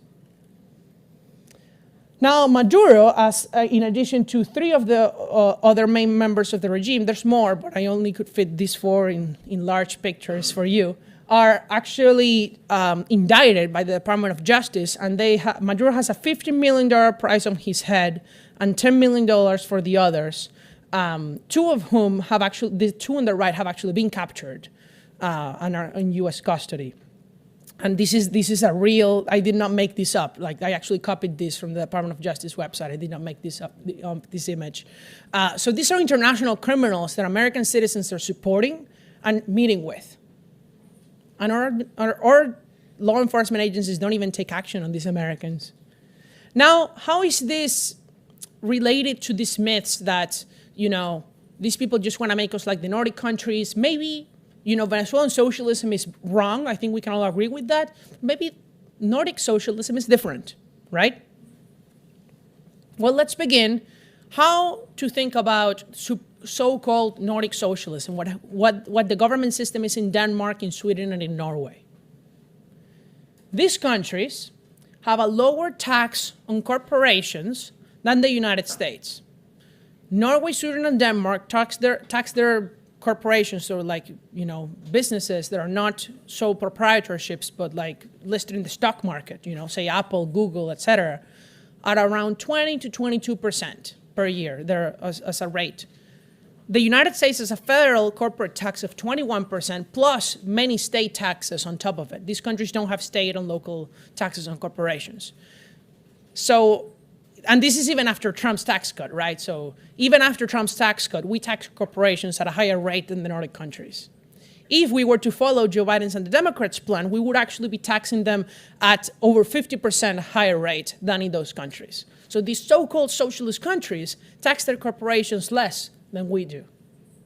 Okay, maybe that's what socialism is like, right?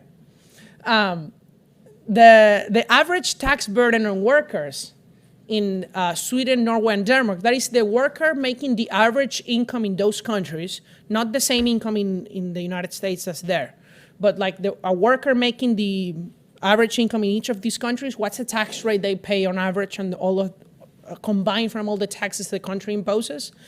All those countries tax workers at a much higher degree than the United States. We're talking about around 35% for Norway and Denmark and over 40% for Sweden. We are really between 25 and 30%. Why? Because we have the most, hear this out, the United States has the most progressive income tax system in all developed countries.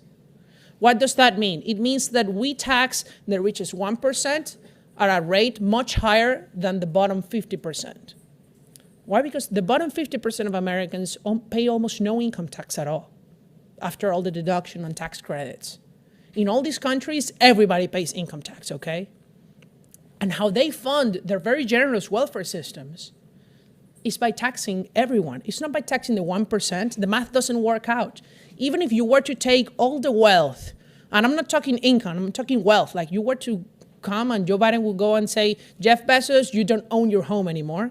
You don't own, Amazon. We're taking all over, all the wealth. If you were to take all the wealth of the richest people in the United States, you wouldn't even be able to pay for Medicare for all for the next 10 years. So this isn't even about, should we do it, should we not? It's that even if we were to do it, it's not enough money. The money's not there. The math doesn't work. These countries understand that. And so what they do is that they have a 20% sales tax on every product that everyone pays. Now, there is enough wealth there because we're talking about all the population, which spends a lot of money.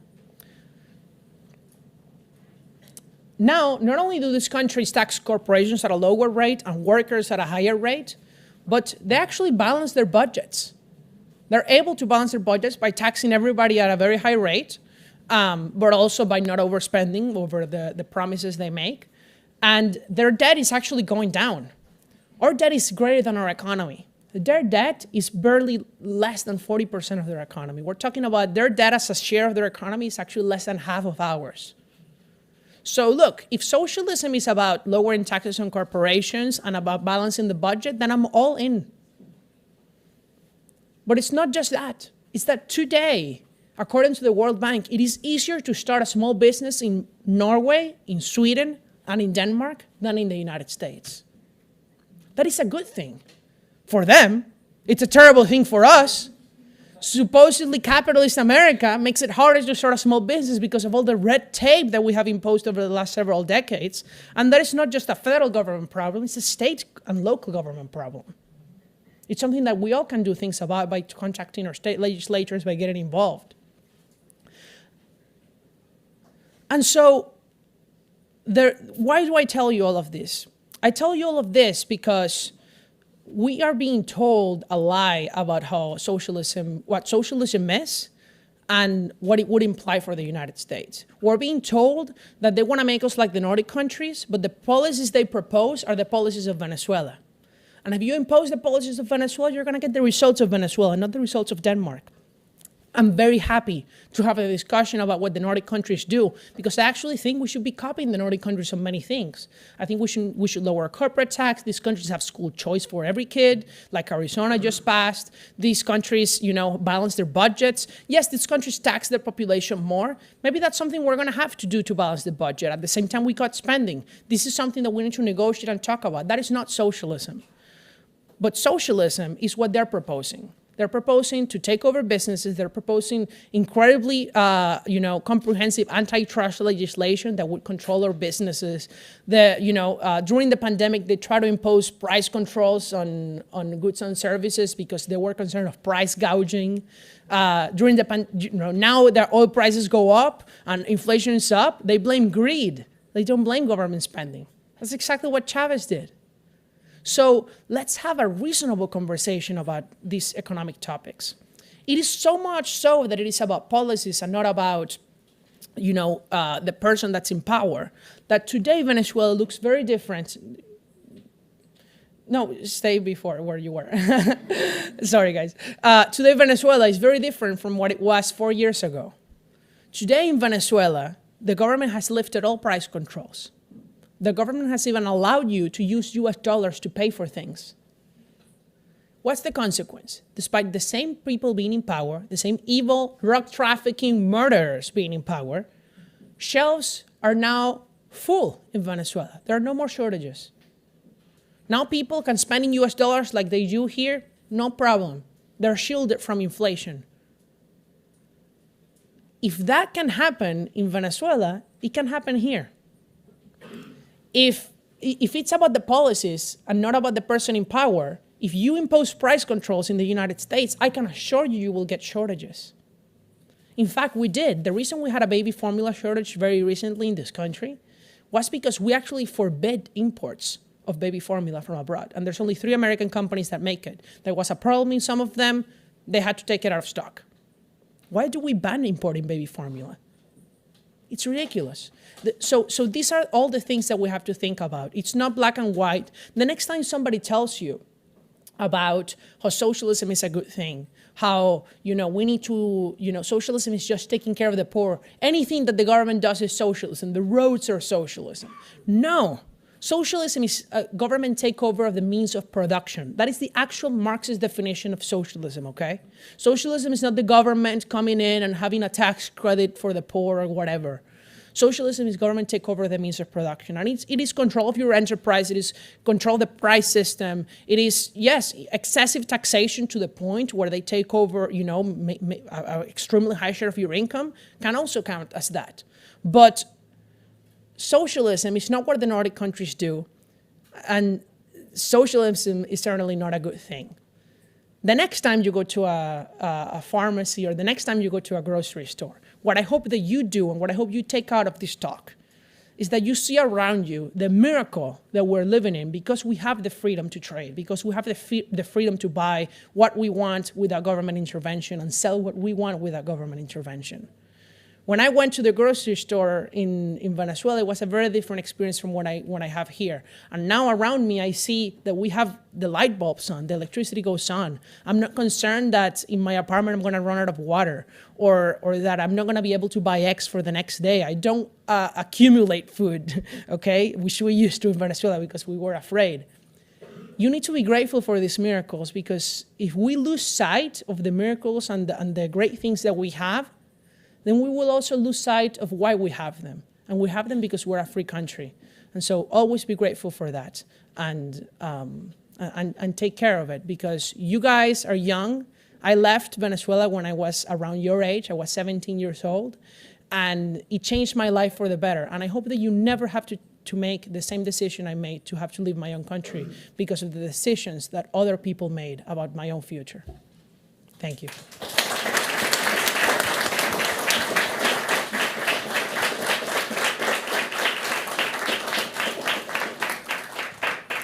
So we will take questions now. Once again, please state your name, where you're from, and just one brief question, please. Hi, I'm Sarah. I'm from Buchanan High School. And my question is, you said that we need to become more like the Nordic countries and cut away all the red tape. So how do we start getting rid of all of, well, not all of the government regulations, but at least some of them that make it more difficult for us to do things like start small businesses? Yeah, well, I think we could easily get rid of like half of all the things the government forbids us from doing without any problem. I mean, the country was running really well in the 1980s, 60s, 90s, and we had a lot less regulation than we do today. I see no reason why we couldn't just go back the clock in government activity, back to in almost everything, except some technology, right? But, I think a good start is a lot of the things the states forbid people from working when they move elsewhere. We have a system where 1 in 5 people in the United States have to get a license to practice their job. We ask people in many places to get a license to even be interior designers. Because God forbid somebody paints a wall orange or purple or whatever color that the government doesn't like, right? We have so many stupid things because of special interest groups. because other interior designers are very happy that fewer people become interior designers so that they get more work and they increase their prices, right? And the same things happens with physicians, and the same thing happens with, a lot of other, hairstylists. The same thing happens with a lot of other professions. And, some states have taken the step to just say, if you have a license from another state, you can practice here. You don't need to get a license again when you move here. Imagine being a dentist or being a physician. You live in Arizona, you move to Utah, their state right next door. You can't practice your job again. You lose your job. Because you have to get another license, thousands of hours of practice, thousands of dollars of money. Why do we do this? Well, it's clear it's because somebody's getting the benefit, but the costs are much higher. So we need to get rid of these things. And I don't think that this is a partisan issue. I think it's very bipartisan to say that we need to, get rid of these regulations. So that's where we would start at the state level.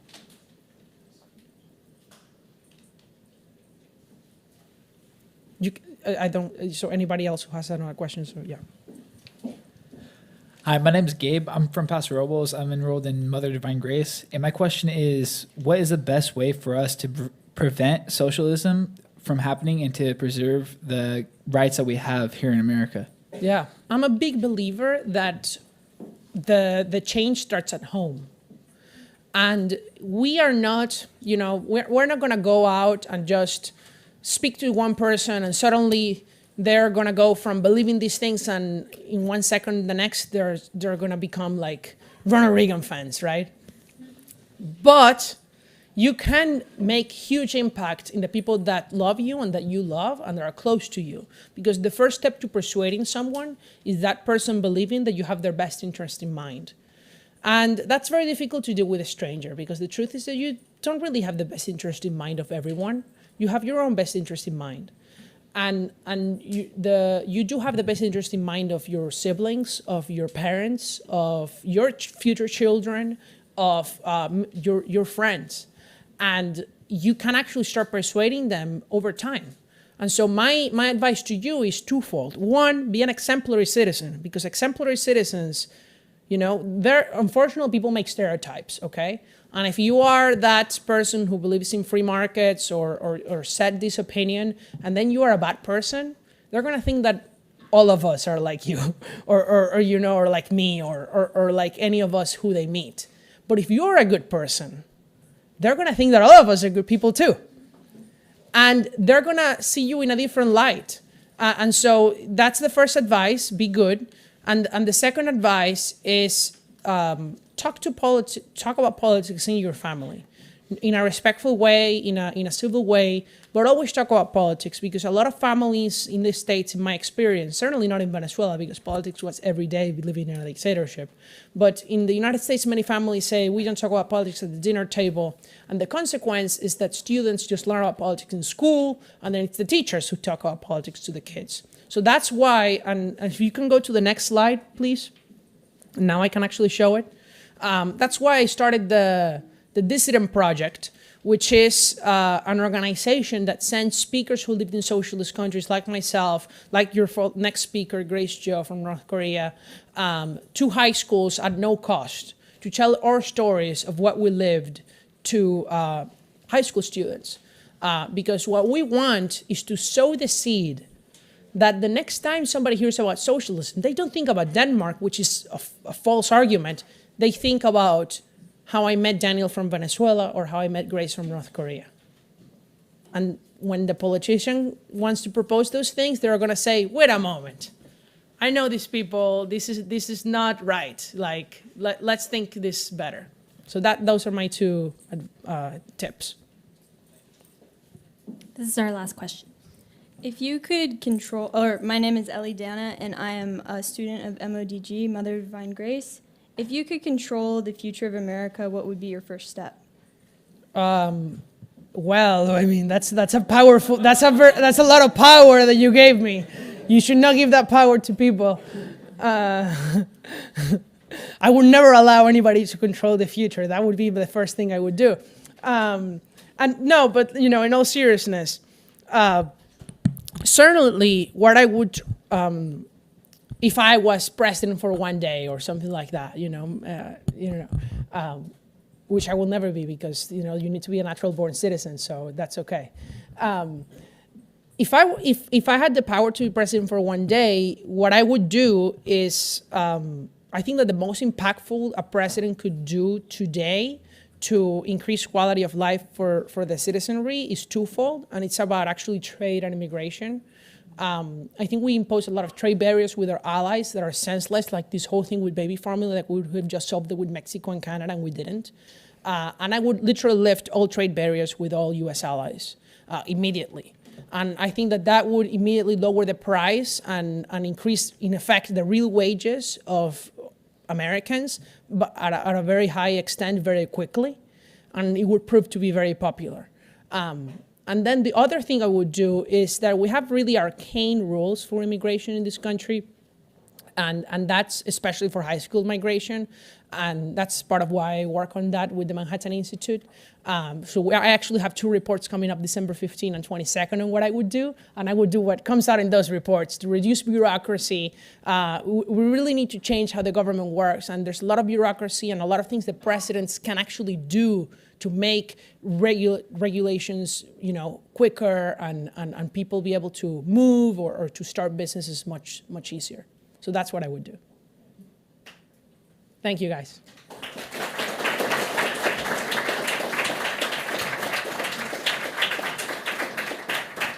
All right, keep it going for Daniel DiMartino.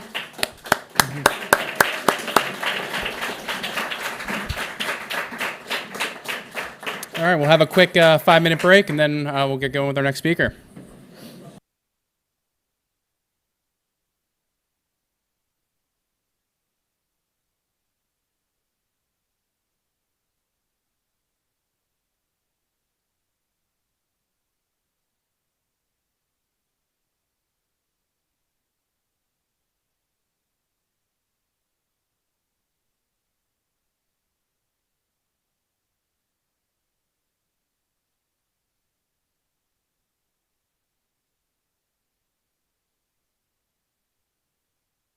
Introducing Grace Jo.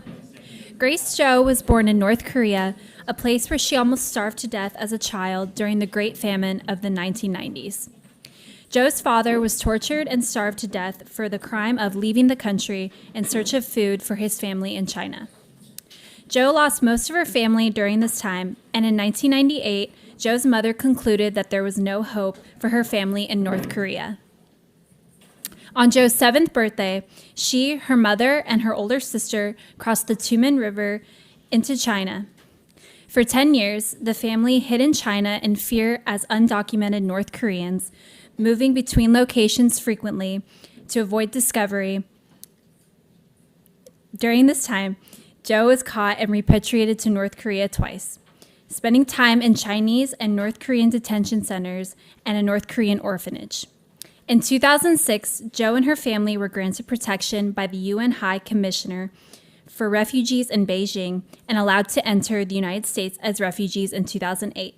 Today, Jo volunteers as Vice President of NK in USA and is a full-time college student. Please welcome Grace Jo.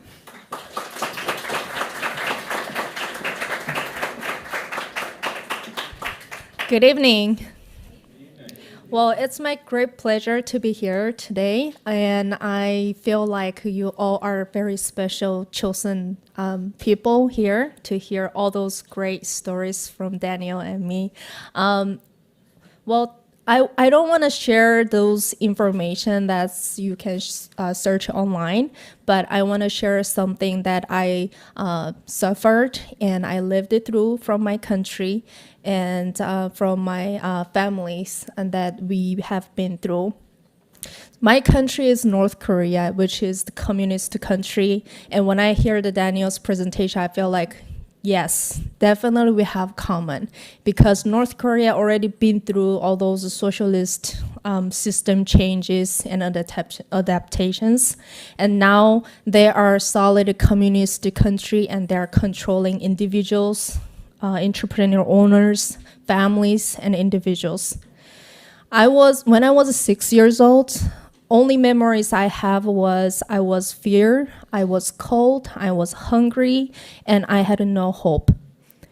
And I was the third girl in the family, and I had 2 younger brothers below me, and I have a 2 older sister and 1 older brother. So I had 6 total siblings in the family, and my father, my mother, and my maternal grandmother. When I was 6 years old, I think that was 1996, and between 1996 to 1997, North Korea faced a great famine, which was the farming failed, business failed, there's no trade happening, and the government started to control everybody. So a lot of people, they are not able to find a way to survive because government shut down their rations to the people. Normally, they gave rations to families and workers from the government, which is like rice, potatoes, and all those food that they can get.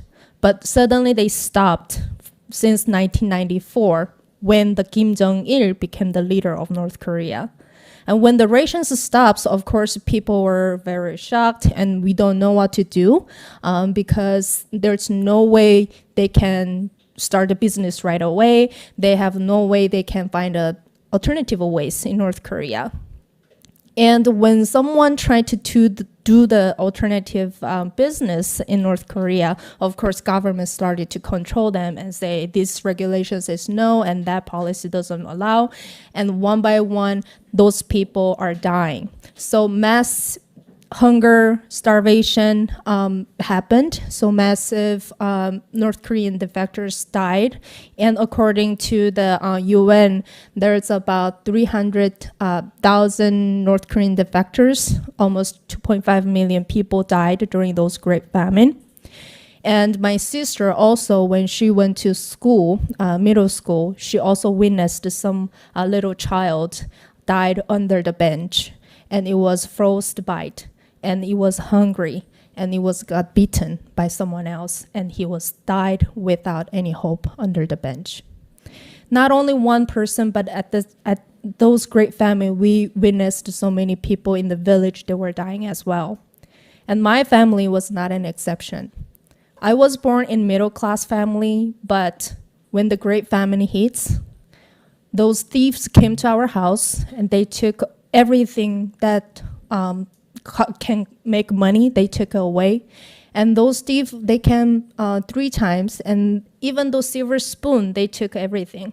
So my family started to had a debt, and they couldn't pay off all those materials my mom lent from, and started to have financial difficulties. And since then, we slowly didn't have rice to eat, and we didn't have any food to eat. And slowly we were starving day by day. And I remember when I was 6 years old, about 10 days straight, we didn't have any food to eat. So I was drinking cold water only during the daytime and nighttime. And those water we were carrying with a small bucket, and then we were carrying those water from nearby river, put the water in the big jar in the house, and then we were drinking that water for 10 days straight without any other food. We didn't have any salt, we didn't have any rice. And adults, my father and my mother, they tried so hard to fight for food. They also made some like gloves, hats, and clothes in the house by sewing with the hand, and trying to exchange with food in the cities and in the little market in the countryside. But we didn't have any electricity in the countryside or even the city as well. So only 2 hours, maybe sometimes if we are lucky, we will have electricity, but normally we don't. So what we did was we had to burn the dried wood skin as a fire torch. And I was the young, and I was able to assist my mom by holding the torch next to her, and she was sewing like each stitch and make gloves and hats and be able to sell it next day. And the funny thing is, the next morning when we wake up, of course, we will pointing each other and laugh at each other. You know why? Because when we burning those dried tree bark or tree skin, all those ashes, when we breathe through, all those ashes will stay under the nose. It will become like a dark ash stain. And then we all pointing at each other, oh, you looks like a Japanese soldier. And we were pointing each other and laughing each other.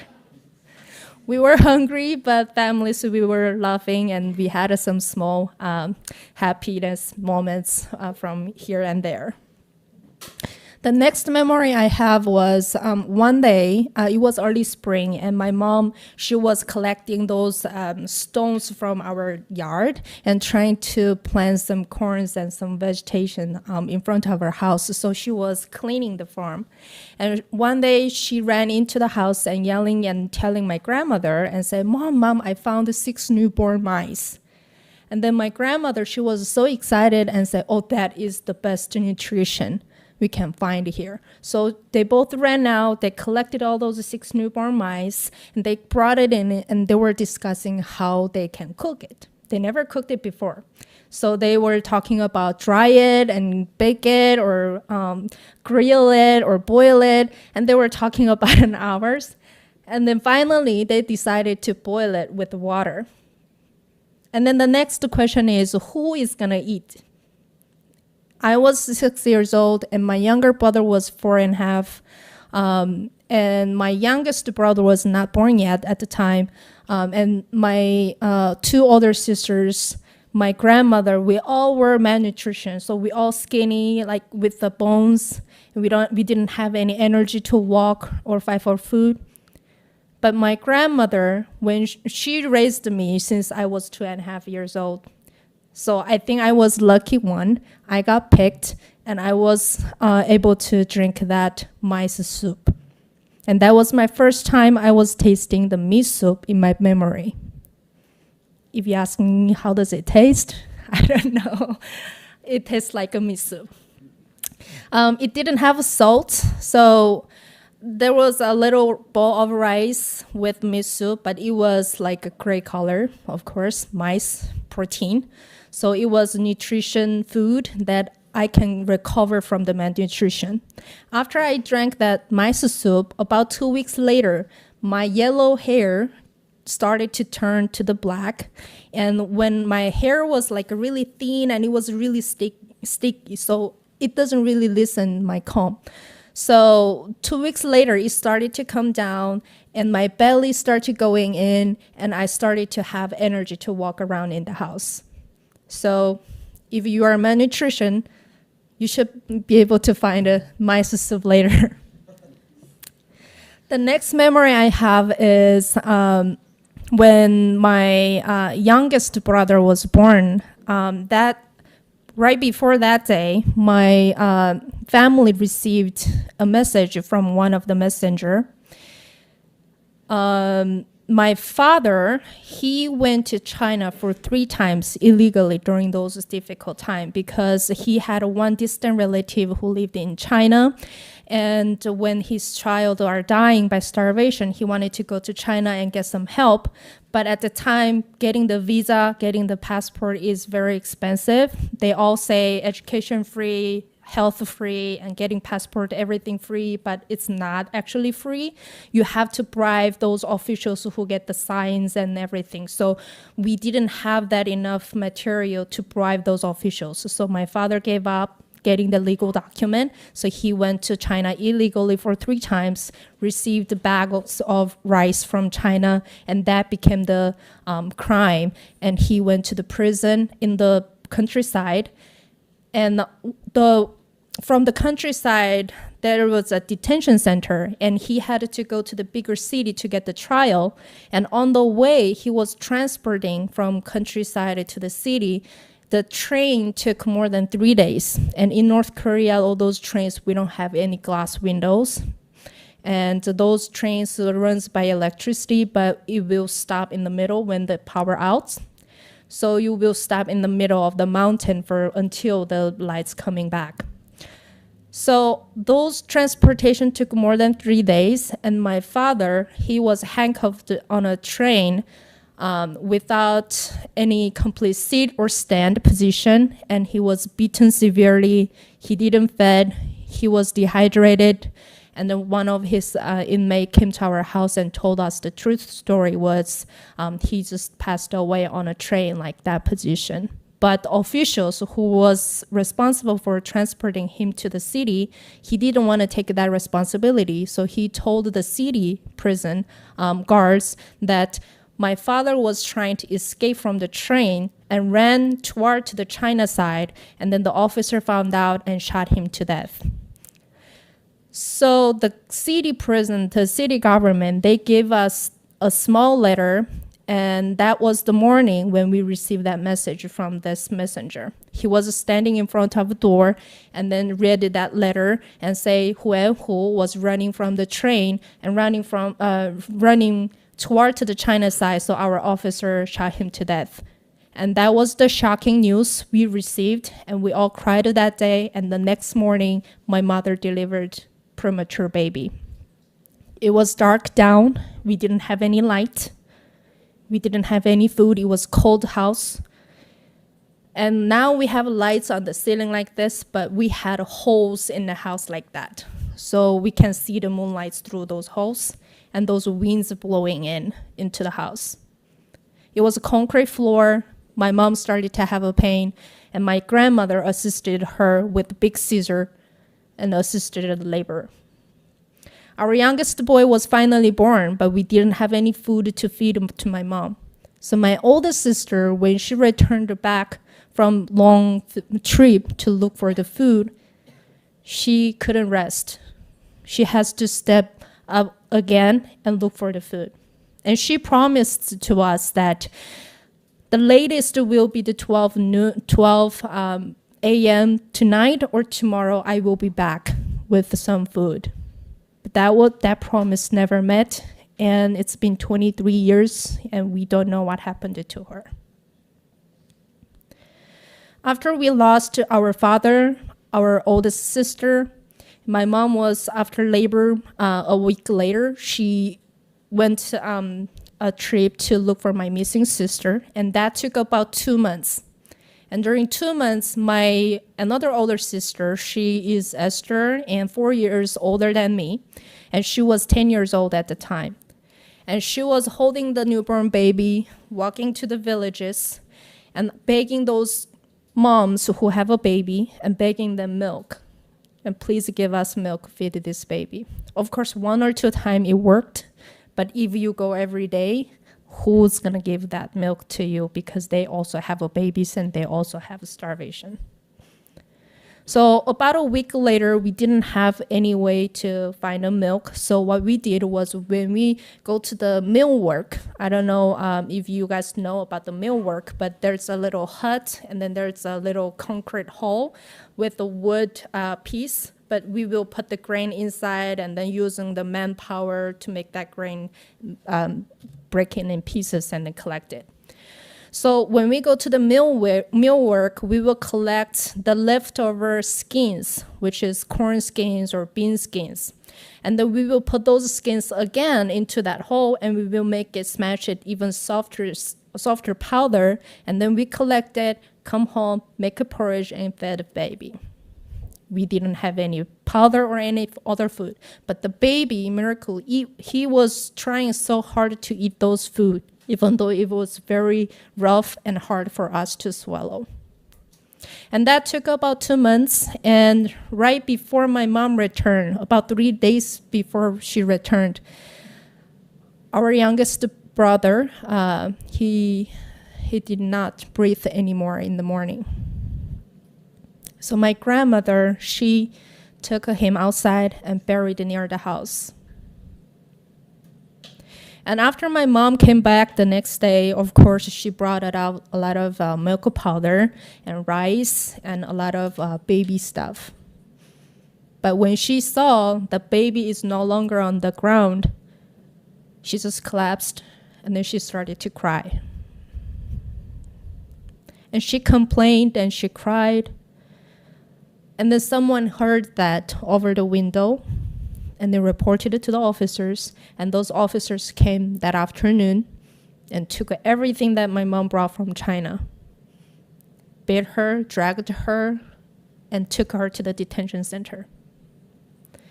She got beaten, so that 12 a.m., like a really dark night, we were so worried about our mother, but she ran into the house, the blood covered with her face. And then that night we ran to the mountain, we were hiding. But about 2 days later, it was raining and it was humid in the mountain, and my mom started to lose her conscious. So my sister and I, we decided to come back home because she is no longer be able to move by herself. So we took her to the house, and of course officials came back again, and then they checked, and of course they found out my mom was not able to move, or she lost her conscious. So they left and then told us that when she come back her conscious, let her come to our office. And then that took about another 2 or 3 months. So from spring to June, my mom was almost paralyzed. She was not able to walk herself to the bathroom. So my sister and I, we have to hold her and barely walk to the bathroom. And during those time, of course, the only breadwinner was 10 years old girl. And I was 6 years old, and only thing I can do is just a little assistant in the house. And during this time, my grandmother, she was so skinny, so she doesn't have any strength or muscle, and she has a skinny bone covered with this like a really rough skin. And one day she wanted to bake some wild vegetable for us, even though there's nothing we can find. But good thing is it was summer, so she went outside and collected some wild vegetables. But during June season, it was all the plants are toxic. And my grandmother, she had a little scar on her left hand. And that toxic went into that scar. And the next day, she developed a big blister on her hand. And then day by day, the blister got bigger. And a week later, the blister covered her arm. 2 weeks later, all her arms got rotten. We didn't have any salt to sanitize it. We didn't have any medicine. It will take miles for us to get to the hospital. And even though we get to the hospital at the time, we didn't have any medicine to treat. So my grandmother, she was sick of 2.5 weeks. And then one day she was calling my sister's name and kept saying that we couldn't understand. She was calling my sister's name, Esther, Esther, look at that fire. Potato is burning. Rice is burning. But the house was dark, no fire at all, and it was cold because no adults can make the wood and make the fire. And 3 days later, in the morning when we wake up, our grandmother was putting her both hands on her chest, and she was laying down right below our foot. She passed away. And her last wish was eat one baked potato. Our family, we didn't have even one baked potato to give my grandmother. But our family was not the only family. 2.5 million families, we all died in that similar condition. And almost all the family members passed away, and my mother, she got the last courage, and she took remaining children. One child put in her backpack, one child she was holding her hand, and 3 of us walked and swam across the Tuma River to China. We walked unpaved road, crossed several mountains. We were hiding under the bush, and we had to lie to the neighbors. We had to hide our purpose. We have to say that we are going that direction instead of going this direction, because when they find out, we will get in trouble. And my younger brother, who was 5 years old at the time, my mom's health does not support her to take all 3 young children. So she asked one of her friends in the village to watch him for 5 days, and then promised them that my mom will return after 5 days later. So the first trip, when my mom took me and my sister to China, and her plan is going back and take my brother back. but that trip took about 2 months before she returned. And 2 months later, my mom, she sent money, Chinese money, of course, Chinese money, and the young gentleman sent him the direction and all the identity and asked him to bring my younger brother. We sent it twice because we couldn't believe the message they brought. And twice they shared us same thing, which was the family who were taking care of my brother, they also dying and starved. So they kicked him out on the street. And in the village, he was walking the streets. He was 5 years old, no shoes, no clothes. And he was calling, "Mom, where are you coming back? Sister, where are you coming back?" And they were crying and walking. And a week later, one lady, she was pity on him, so took him inside and gave him one bowl of porridge. And after he drank that porridge, he never woke up. So we lost our younger brother. So my mom, she took me and my sister to China, and we thought finally we found a way to survive in China. But is that all? No. Chinese government is a socialist country, and because of their relationship with North Korea, they never accepted North Korean defectors as legal refugees. So they always searching North Korean defectors inside of China. When we discovered, we get caught, send it to the prison, and then we will send it back to North Korea. So that's how I sent back to North Korea twice. The first time when I sent back to North Korea, I was 12 years old, and I was attending elementary school in China for 6 months. And I thought from 7 years old to 12 years old, I was look same as other Chinese girls. So I thought maybe I'm the same girl, same person, same identity as they. But when they got caught, when I got caught and go through all those intimidating interviews, tortures, and all those things, and witnessed my own country, I realized I'm different. And from that on, I hid my identity. After I come back to China, I have to tell the people that I came from South Korea instead of North Korea, because I can lie to Chinese citizens and I can hide my identity for the first place. But of course, we have to run from place to place occasionally, and we cannot live in one place more than a year.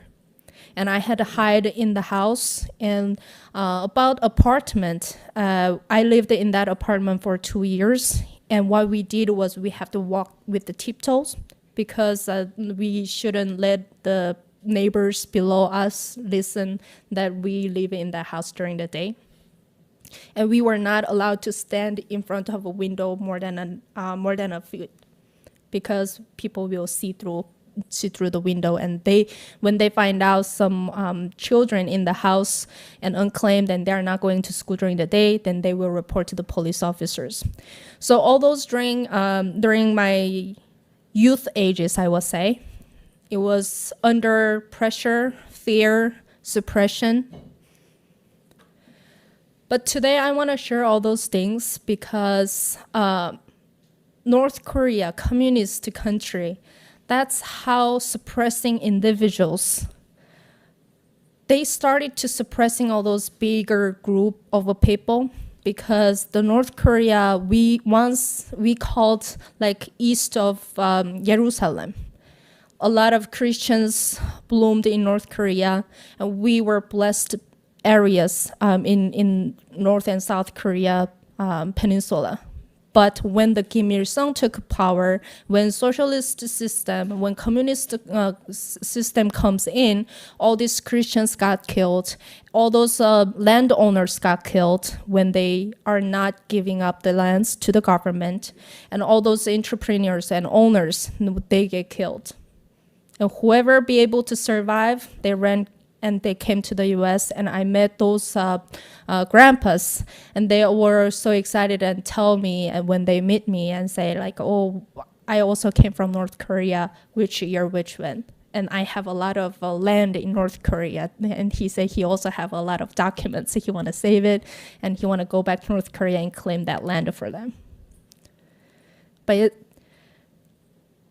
I would like to say, when free country become the socialist country, the socialist system, it will not announce that like how bad it will be. They will announce to you and convincing you how great it will be, and then all the people will accept slowly, and it will transit to the different level slowly.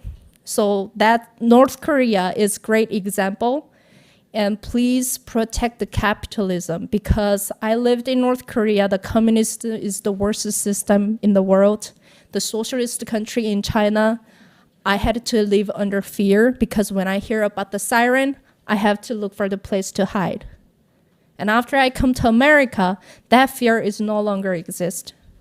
I want to tell one more story. When I first time feel the freedom, it was 2009, right? 1 year passed after we come to America, and my sister was the first driver in the family. And then local church member, they helped us make a deposit, and we finally bought a red small Corolla for the first time, and we was so excited.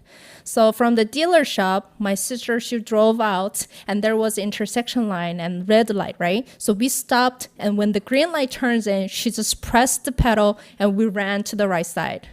And of course, on the left side, there was a police officer who was watching us. And then there was a siren and lights, and he just followed us. And all three of us were in the car. We were so anxious about it, so afraid about the moment. And my mom, she was yelling at my sister, like, why don't you be careful? Look at you. There's a police officer followed us. What you gonna do? And blah, blah, blah. And she was so afraid about that moment. And my sister, when she saw my mom's reaction, she started to laugh. And I was at the back seat, and I didn't know anything about what they are doing right now. And after my sister finished laughing, she said, Mom, calm down. We are in America. Even though the police officer caught us, they will not send it back to North Korea. We are safe here. So when my sister said that word, my mom's, oh, that's right. We are in America. And then we started to laugh inside of the car, and officer finally walked by, and then he saw we were so excited after we got pulled over, so he couldn't understand what happened. And I was in high school at the time, so I barely speaking English and be able to explain what happened. So I was explaining with my Konglish, Korean version English, right? Konglish. So I was explaining that we came from North Korea, no freedom, and now we have a freedom, we are happy. So the point is delivered, and then the officers kind of explained a little bit, and then, finally he catched it and said, welcome to America. And after he took the ID and checked a little bit and gave us the warning ticket. So that was the first moment for us to realize what is freedom like. And finally, we feel like we are safe in America. So that took a time for us to realize the capitalism, the individualism, the freedom, the value of freedom, how precious it is. So I would like to say to you, the freedom we have in America is very precious. We have to protect it. If we lost freedom in America, the worst country like North Korea, it will become, it's like an evil spirit that will cover all of us one day. So please protect your freedom, and freedom is the precious, and the taste of communism is bitter. So that's the message I would like to share today.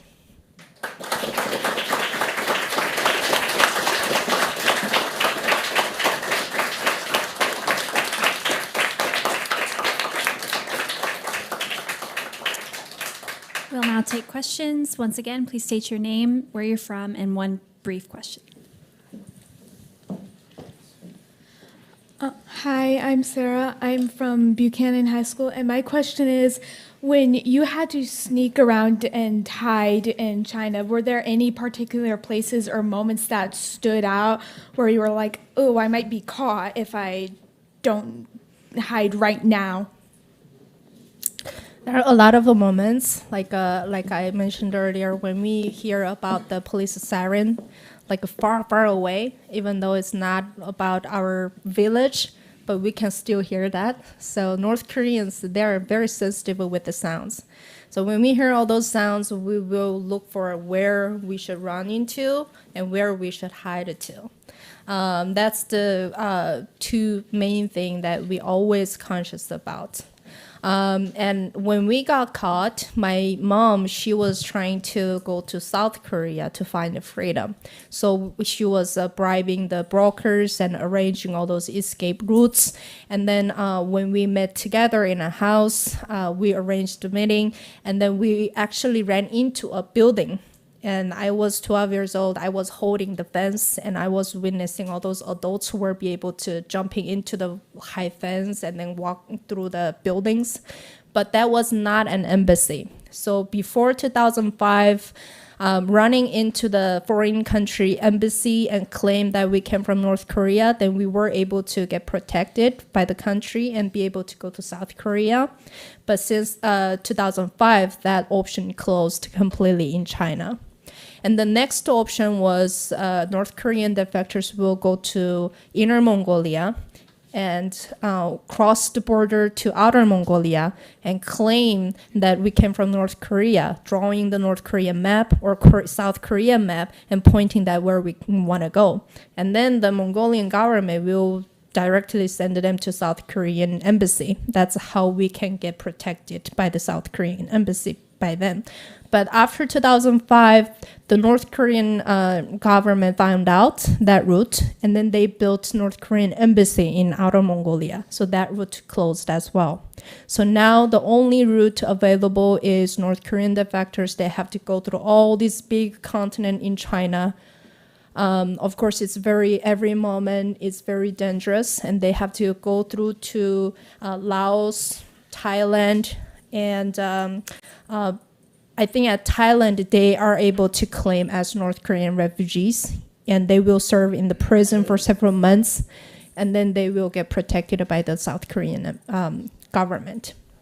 So there are not many routes available for North Korean defectors. And all those, each location in China, each moment when we move, each house when we walk in, it's all dangerous for us because we don't know who will report us.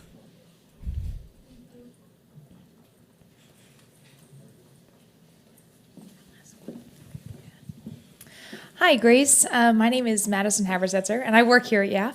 But I was just wondering, what can we do to support the people of North Korea in their fight for freedom? Thank you for bringing that question. Actually, I have a presentation I didn't show you guys today. Can we go through that quickly? So this is my family. Left is my mom and my sister, two brave ladies I know in my life. I think that was 13 years old in China. And now you can see this is made by America. Okay? Next slide, please. So I mentioned the death, suppression, and sacrifice. That's all North Korean people are facing. And next slide, please.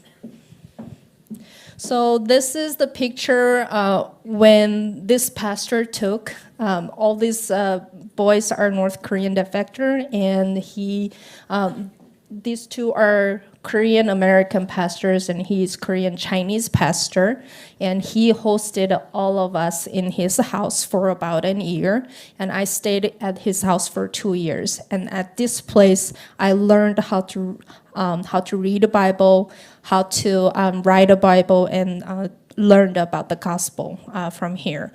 And since then, I was lucky enough to meet all those Christians along the way, be able to protect, unless, not like other ladies, that's unfortunate that young girls like I was, it's very easy to sold in human trafficking in China. But I was lucky enough to get protected by the Christians. Next slide, please. So I mentioned the communist country now. We have North Korea, China, Laos, Cuba, and Vietnam. So those 5 countries, they have close relationships. So North Korea and China, they have an agreement. So North Korea will send resources to China, and Chinese government will find all those North Korean defectors and send it back to North Korea. That's the agreement. That's how we are sending back to North Korea many times. Next slide, please. So North Korea, when we see the world map, it's really, really tiny, tiny half country right here.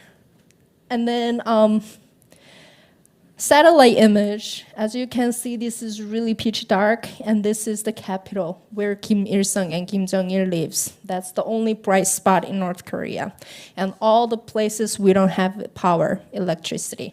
And some government officials, they will get 2 or 3 hours a day for the electricity. And for those orphanage shelters and schools, they will get power for 2 hours. And those 2 hours, you are mandatory to watch those movies or the news that the great leader, how much hard work he was doing and how hard he is sacrificing for the country like that. So you are only allowed to watch those movies because when I sent back to North Korea, I worked all day long. It was so tired. I was like almost got sick, so I wanted to sleep. So I was alone in the room, and I was almost falling asleep. But the teacher, he came in and then kicking my head and say, "You supposed to watching the TV, not supposed to sleep." So I was forced to drag into the room and watching those TV shows for 2 hours forcefully. Next, please. Next one. And this is Tumen River. Most of North Korean defectors, they're escaping. And here is also another river here, but it's very difficult to cross the Yalu River here because this river is really big and you needed to take a ship. So it's almost impossible for you to cross it. But a lot of people, they also cross it. But this area is very popular for North Korean defectors to escape. Next one, please. This is the actual image of North Korean orphanage shelter, and I was there one of those orphanage shelter as well. And as you can see, that's cut off, but those are 3 portraits of their leaders, and we have to bow to that portraits every holidays and holidays, New Year's, and their birthdays. We have to bow to them. And those kids, they're fed 3 times a day, but only the corn rice with a no salt mixed the cabbage soup. That's the only thing, but they don't have enough food, so it's very minimal amount gave to the students. Next slide, please. So after we come to America, my sister was the first person in our family who had a strong heart and wanted to advocate about North Korean human rights issues in America. So she did about 15 days hunger strike in front of Chinese embassy in DC area, and slowly she involved with the human rights activist work. And then we learned that Suzanne, she helped us our documents. When we write our stories, she helped to handle that document to the UN and deliver the messages and help us to claim as refugees legally and be able to come to United States from China directly. So those 2 legend people also came from North Korea, but they were elite group in North Korea. They worked in the Pyongyang, and they escaped to South Korea, and they're sharing their informations outside of information from North Korea to outside of the world.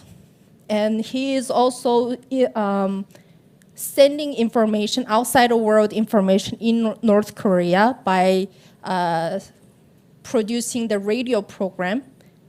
and then sharing those life stories, how those capitalism is great and how those outside of North Korea countries are developed. So trying to convincing those individuals from North Korea and trying to wake them up and tell them the North Korean regime is teaching you the wrong information and this is the right information. So he is changing that, and he is doing the activist work and writers as well. Next slide, please. This is my little work I have been doing, and this one was South Korea, and I feel so different, and my heart was pumping so hard when I standing at the 38th parallel and looking at the North Korea side and standing at South Korea. It was a very emotional moment for me to experience that. Next one, please. So for action, to answer your question, North Koreans like us, we need your help to get past the North Korean Human Rights Act every 4 years to be able to get the legal document from outside of the world and enter America. So we need people to aware about the North Korean Human Rights Act and sign the petition and send it to the state government and be able to pass that law. So then more North Koreans be able to come into America. 2019, only 2 people entered, and 2021, only 1 person entered, and 2022, as far as I know, there's no one entered yet. So very minimum North Korean defectors be able to enter the United States. And as far as I know, total about 480 people legally entered the United States since 2004. And then the last one is we are thinking that North Korean young leaders, they have to get trained and be able to become a leader position. And when North Korea opens the door, they be able to become the bridge between the Western world to North Korea and be able to convince those North Korean people inside of North Korea and help them to open their mind to the Western world. So we're thinking and preparing that discipleship and leadership for North Koreans. So we are training them in English, and we also have English camp once a year. So if you are interested about becoming a teacher, you can sign up for that as well. So you have many different ways to get involved.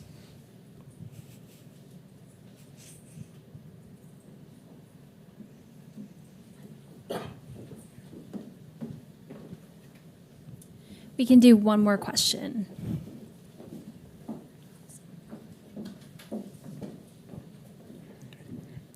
Hi, my name is Michael. I go to Bethel High School in Baltimore, Maryland. How did you get from China to the United States, and where did you go in the United States first when you got here? Sure. So that I have to go back to a little bit.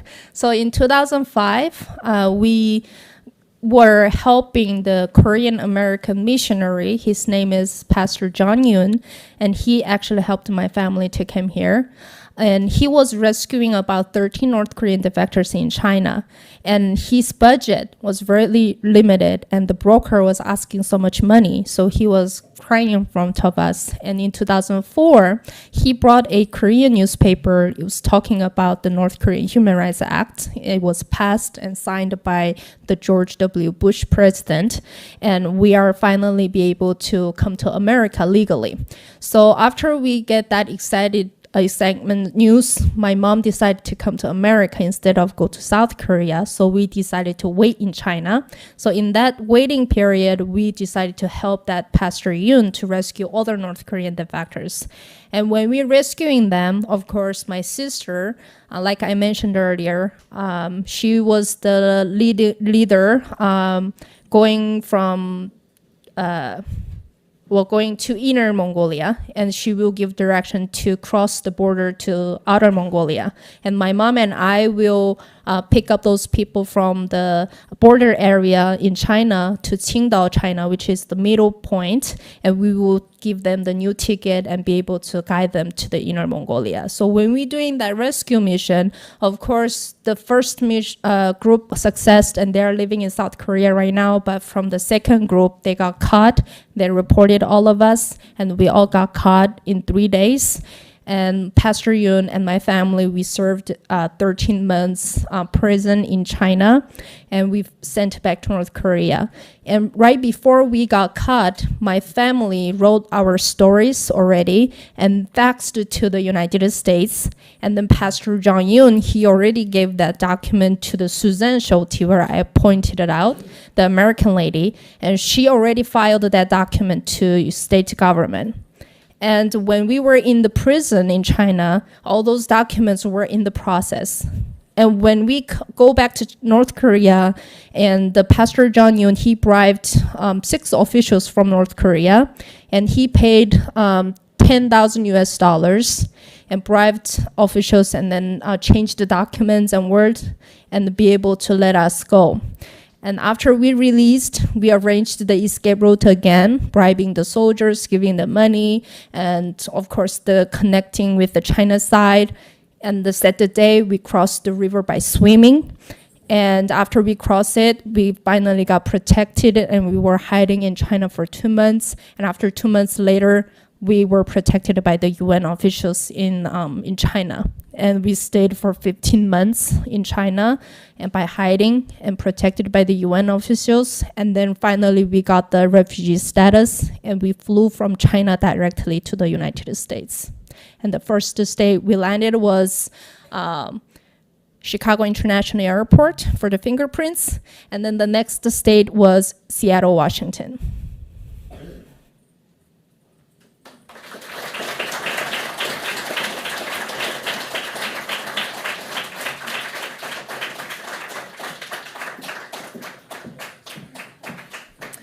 Thank you very much, Grace.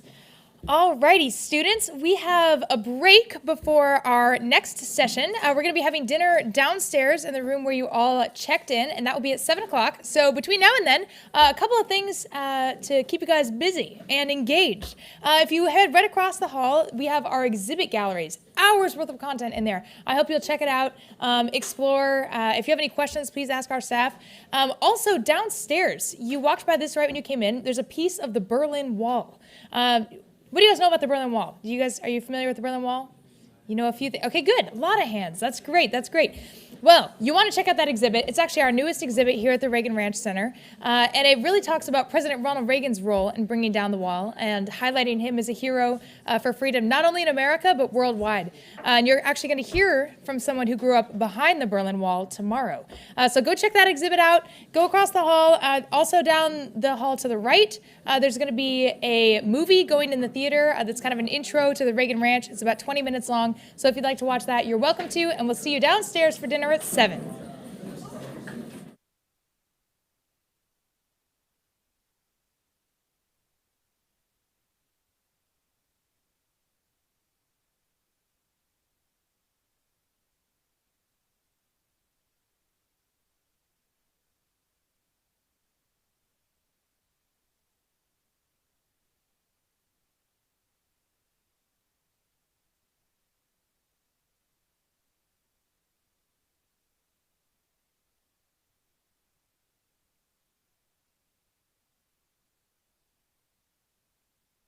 If I could have your attention, please. We are going to continue with our program. It is now my privilege to introduce our keynote speaker for the evening, Dr. Jake Jacobs. Dr. Jake Jacobs has degrees in American history and biblical and Judeo-Christian studies from Arizona State University, Ashland Theological Seminary, and Northwest University. He has spent more than 30 years serving in the public and private high school systems and teaching at the college level about his passion for our constitutional republic under God, all the while stressing historical correctness in the face of politically correct intimidation by the academic establishment. When Dr. Jacobs was a public high school teacher, he publicly defended Wisconsin Governor Scott Walker, who now serves as the president of Young America's Foundation, on Fox and Friends. Dr. Jacobs is a frequently requested speaker for YAF, a regular guest on conservative radio, and very popular at Tea Party, civic, and church events. He is a dynamic and energized speaker, writer, and historian who not only captivates audiences, but inspires them to action. He is the president and founder of Politically Incorrect Institution, the host of Freedom Project Academy's One Nation, and the author of 3 books. He has been married for more than 30 years to his lovely wife, Lori, and has 2 children, Joseph and Anastasia. When he's not writing, teaching, or speaking, he loves watching the Green Bay Packers and enjoys his backyard fire pit. Please join me in welcoming Dr. Jake Jacobs.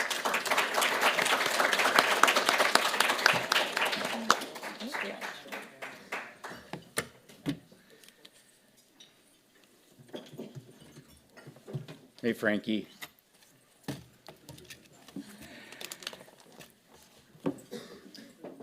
I have the F rate of the first pick that's up there.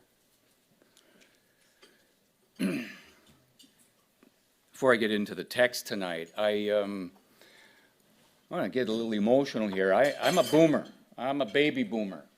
My father, my dad, at the age of 17, left home, it was Upper Michigan at the time, to fight the Japanese, the fascists, the imperial Japanese. He was 17 years old, the age of some of you guys.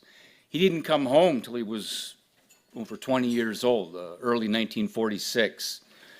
And when I was a kid, I used to hear stories about his friends and he would get together, and they didn't get too specific because they didn't want young minds or hearts to hear this stuff, but they would share their stories.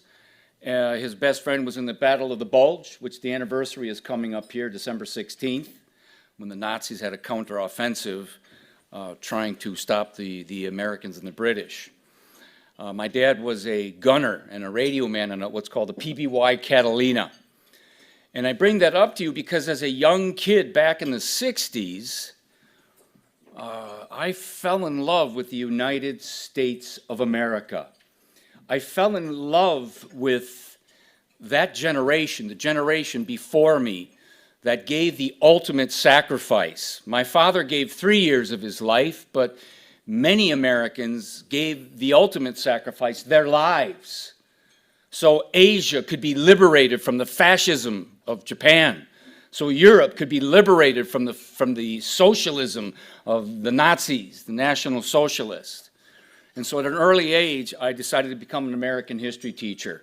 I was so crazy in 1968, I got kicked out of school for protesting discrimination in junior high school. I was into it at a young age.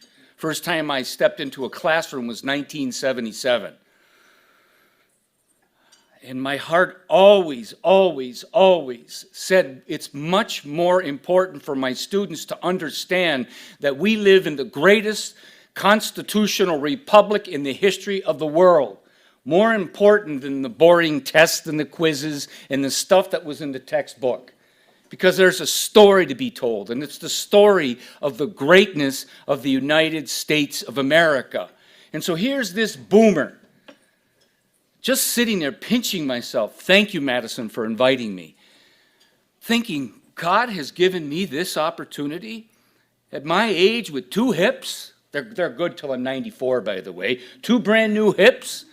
You know, at my age, a retired baby boomer speaking to Zoomers. I call you guys the Zoomers.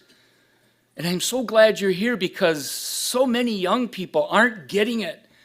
So we need you young people to, I know you love this country, to fall in love with it even more, to be willing to fight more than ever before, because we're on a precipice now.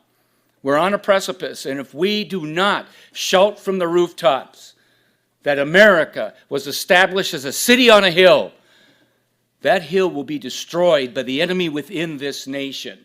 It's here, alive and well, on the planet Earth. And that's why God has us here today. Handcuffs with sharp nails on the inside were placed on our wrist. If I could have the previous slide, please. If we were totally still, they didn't cut us. But in the bitterly cold cells, when we shook with cold, our wrist would be torn by the nails. Christians were hung upside down on ropes and beaten so severely that their bodies swung back and forth under the blows. Christians were also placed in icebox refrigerator cells, which were so cold that frost and ice covered the inside. I was thrown into one while I had very little clothing on. Prison doctors would watch through an opening until they saw symptoms of freezing to death. Then they would give us a signal, and the guards would rush in to take us out and make us warm.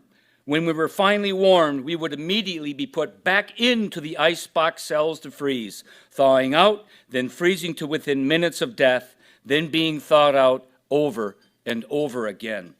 We Christians were sometimes forced to stand in wooden boxes, only slightly larger than we were. This left no room to move. Dozens of sharp nails were driven into every side of the box, with their razor-sharp points sticking through the wood. While we stood perfectly still, it was all right, but we were forced to stand in these boxes for endless hours. When we became fatigued and swayed with tiredness, the nails would pierce our bodies.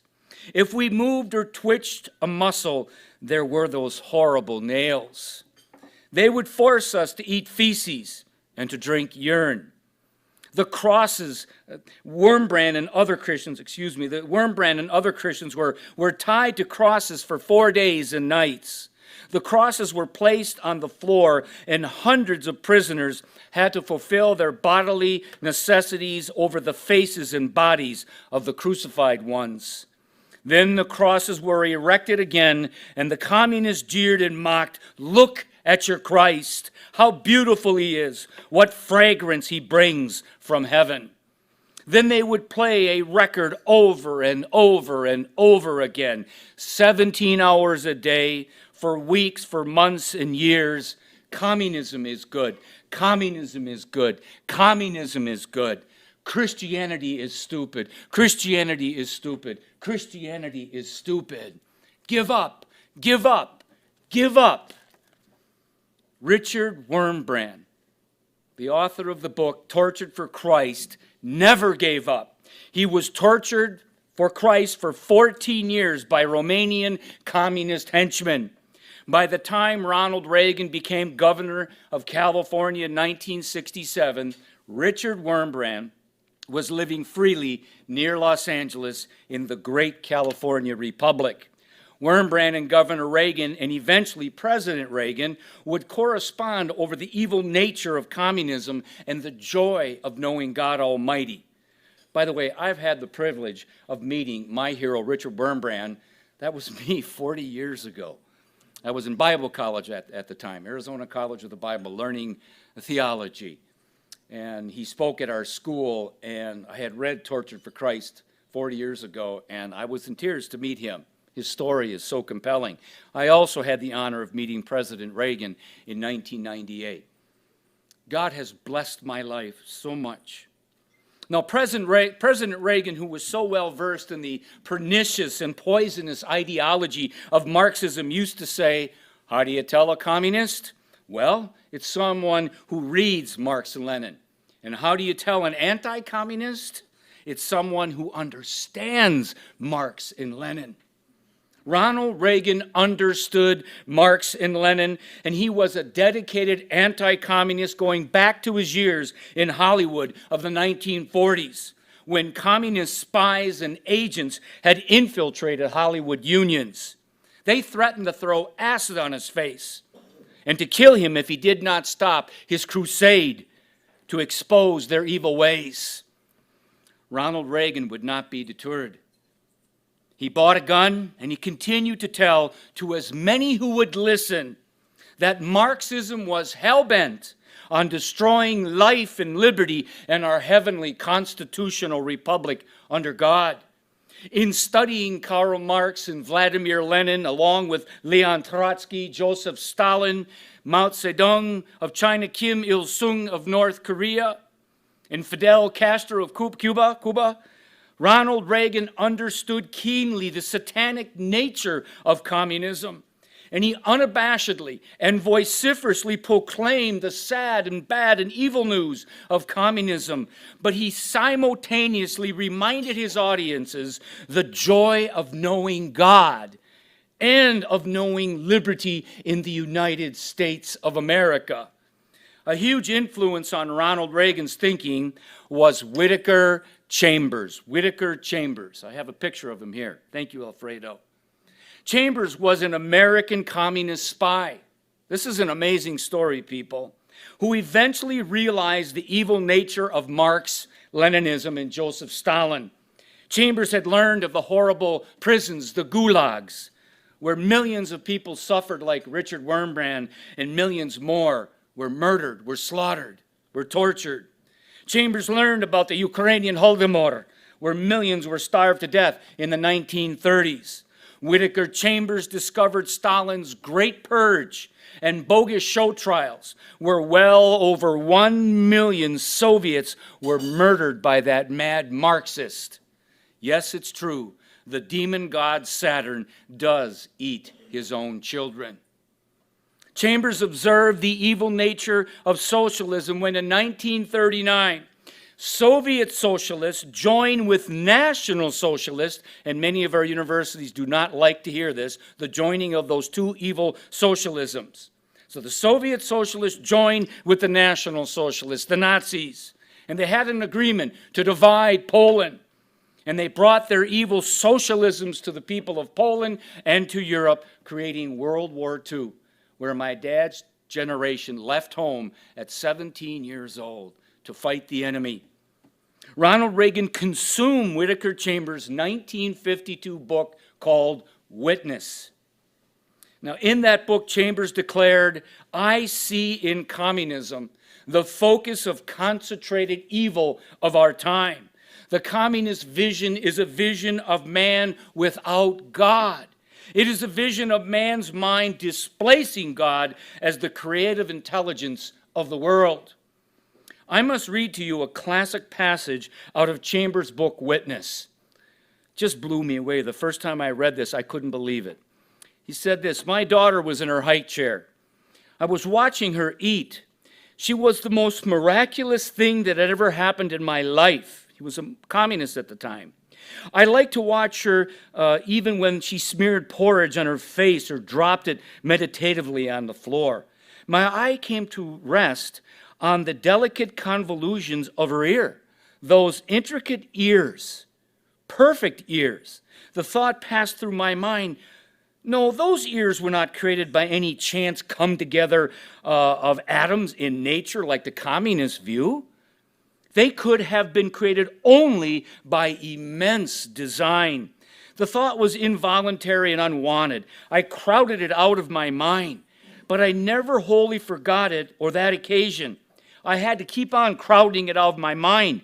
If I had completed it, I would have had to say, design presupposes God. I did not know it then. At that moment, the finger of God was on my head." Many times when you listen, and please do this, people. YouTube today is an incredible tool. Study the speeches of Ronald Reagan. Study the speeches of Abraham Lincoln, Martin Luther King. Study great speeches. You'll learn a lot. But when you listen many times to the great speeches of Ronald Reagan, you can hear the words of Whittaker Chambers and many other great leaders and thinkers and philosophers and theologians that he had studied throughout the years. And people say that he was not well read, not well learned. It's not true. He was an amazing student of history, literature, theology, economics. When Reagan spoke to the students at Moscow State University, May 31st, 1988, with the bust of Vladimir Lenin, the father of the Russian Communist Revolution, behind him, he reminded them, now imagine this, these are Marxist students. He reminded them that life and liberty were a gift from Almighty God. And he invoked great Russian authors like Boris Pasternak and Leo Tolstoy and Fyodor Dostoevsky. You got to have about 4 vodkas to get that one out. Fyodor Dostoevsky. Anyways, Dostoevsky's words in the 1866 Crime and Punishment or the 1871 demons, or the 1880 Brothers Karamazov. His words understood the poisonous ideological nature of the roots of Marxism, of communism. It's nihilism, which is essentially demonic atheism. And it's hell-bent on the destruction of Christian civilization. When Dostoevsky declared, if God does not exist, then everything is permissible, he was warning the people of Russia that there were evil ideas in the land, demonic ideas in the land taking root in Russian society. My fellow Americans, there are evil ideas taking root in American soil, American society today. And we must expose the darkness of those ideas. By Christmas of 1919, Vladimir Lenin, Leon Trotsky, and Joseph Stalin were spreading their communist war on Christian civilization. Lenin ordered his Cheka, the Gestapo of the communist Russia of that time period, to kill anyone who dared observe Christmas. By 1925, the Soviet secret police, working with the League of Militant Atheists, the Young Communist Youth, Marxist intellectuals, and many, many more, were declaring that scientific socialism, communism, what we say Marx-Leninism, not only had a duty to propagate their godless utopia into the culture, into society, but they had a militant Marxist duty to destroy churches, synagogues, mosques. Literally, they murdered hundreds of thousands of clergymen and millions of faithful Christians and many, many others throughout the years. Now, I have to be straight up with you guys. People are usually suspect when a so-called professor or teacher, right, talks about demons or demonic. That doesn't fit for people. It's like, wait a minute, I thought you taught history. You know, they say that historical ideology of communism being demonic, how can that be? Remember, that word demonic, it presupposes that there's life beyond this earthly existence.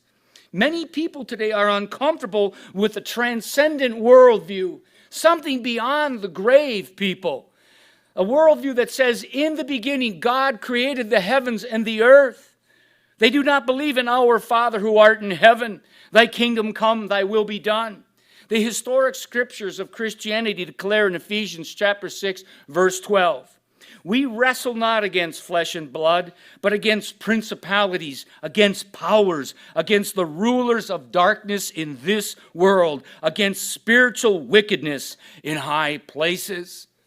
And before I go on, I have to recommend some books by a professor who's at YAF all the time. His name is Paul Kengor, and you're going to be given his book, am I correct in saying that? The 11 Principles of Reagan. Principle number 10 is Reagan's anti-communism. You've got to read it, guys. It's an absolute brilliant read. He has another book called The Devil and Karl Marx. I've read the book 3 times. When I met Paul, I had the honor of meeting Paul, thanks to you, Madison. I'm a geek. I read every one of his books. He's a brilliant, politically incorrect professor who stands in the midst of what's going on in this culture and speaks forth truth. I cannot recommend enough his works, his books. He's also written Ronald Reagan and the Fall of Communism. His other work, God and Ronald Reagan, is absolutely brilliant. His book, A Pope and a President. I had the honor of seeing Pope John Paul back in 1980 in the Easter Sunday in Roma, Italia, right? Many years ago. What an honor. God has so blessed my life. But I'd highly recommend Paul Kengor's works. And if you don't like reading, there's always YouTube. Dr. Kengor's got some brilliant teachings. Listen to half hour, an hour when you're on the treadmill or working out or whatever. Seriously, get his stuff in your head. Plus, Richard Wurmbrand's work called Marx and Satan. Marx and Satan. So the guy that we started out with, he actually, and it blew me away, how satanically oriented Karl Marx was. If there ever were rulers of darkness in spiritual high places, it was in the hearts and ideas and actions of Marx and Lenin and Trotsky and Stalin and others like Mao Zedong of China, whose communist rule killed between 50 and 70 million people. Try to imagine that, people. In the past, I've taught a number of students from communist China.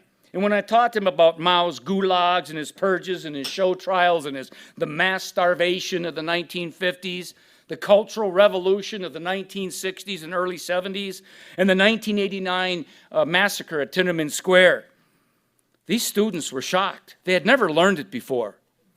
Some of them actually called me a liar. They were polite about it, believe it or not. They're very polite students, but they said, "You're lying to us."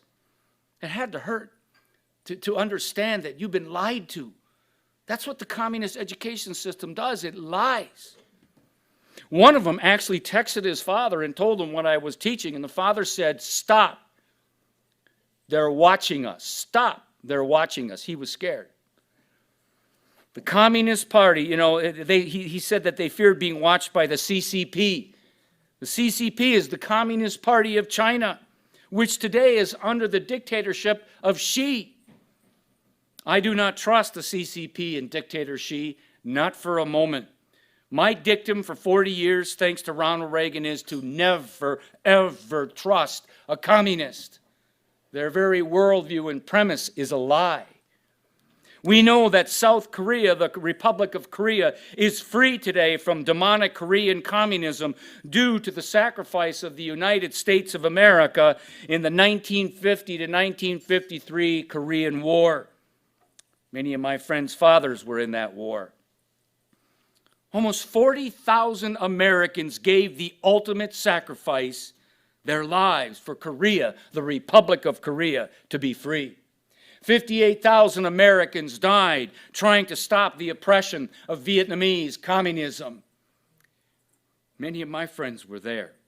A lot of them didn't come home the same. After World War II, Western Europe remained free due to the significant presence of the American military and aid, and the brilliance of President Reagan and his foreign policy team helped tear down the European socialist wall, a socialist iron curtain of oppression, and he won the Cold War without firing a shot. In 1959, the communist Fidel Castro, along with the butcher of La Habana prison, Che Guevara, took over Cuba. As these Marxists ended freedom in Cuba, killing thousands and thousands of Cuban freedom fighters, hundreds of thousands of Cubans fled. They came to America to be free.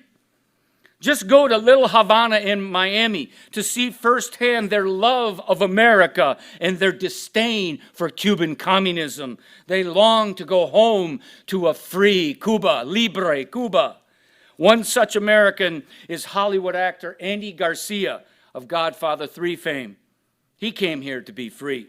Another is YAF speaker and author Umberto Fontova, whose books Fidel's Hollywood Favorite Tyrant and Exposing the Real Che Guevara and the Useful Idiots Who Idolize Him tell the truth of how Cuba became a communist hellhole under Castro and Che, and still is.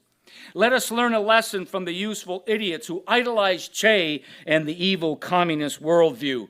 In 1961, when the butcher of La Habana prison, Che Guevara, was declaring himself judge and jury and executioner of communist Cuba, he specifically targeted Christians and killed them in the back of the head. Hundreds and hundreds and hundreds of Christians. He hated Christ. He hated Christianity. He hated Christians. He told the world they were creating an hombre nuevo, the new man, the anti-Christian man, who through any means necessary was going to make a new world order, destroying Christian civilization. In that same year of 1961, Nikita Khrushchev, the premier of the Soviet Union, declared in the 22nd Congress of the Soviet Communist Party that Soviet socialism, the next slide please, that Soviet socialism, the all-knowing, omnipotent state, big government brother, would create a utopia, a world without war or want by 1980. That is a Wisconsin newspaper that's framed in my office above Ronald Reagan riding a horse. purposely to remind me every single day of the nature of Marxism, communism, and socialism. They don't live in the real world. That's why they hate the kingdom of heaven. They're trying to create a kingdom without God, without Christ. And all they do is kill and maim and destroy.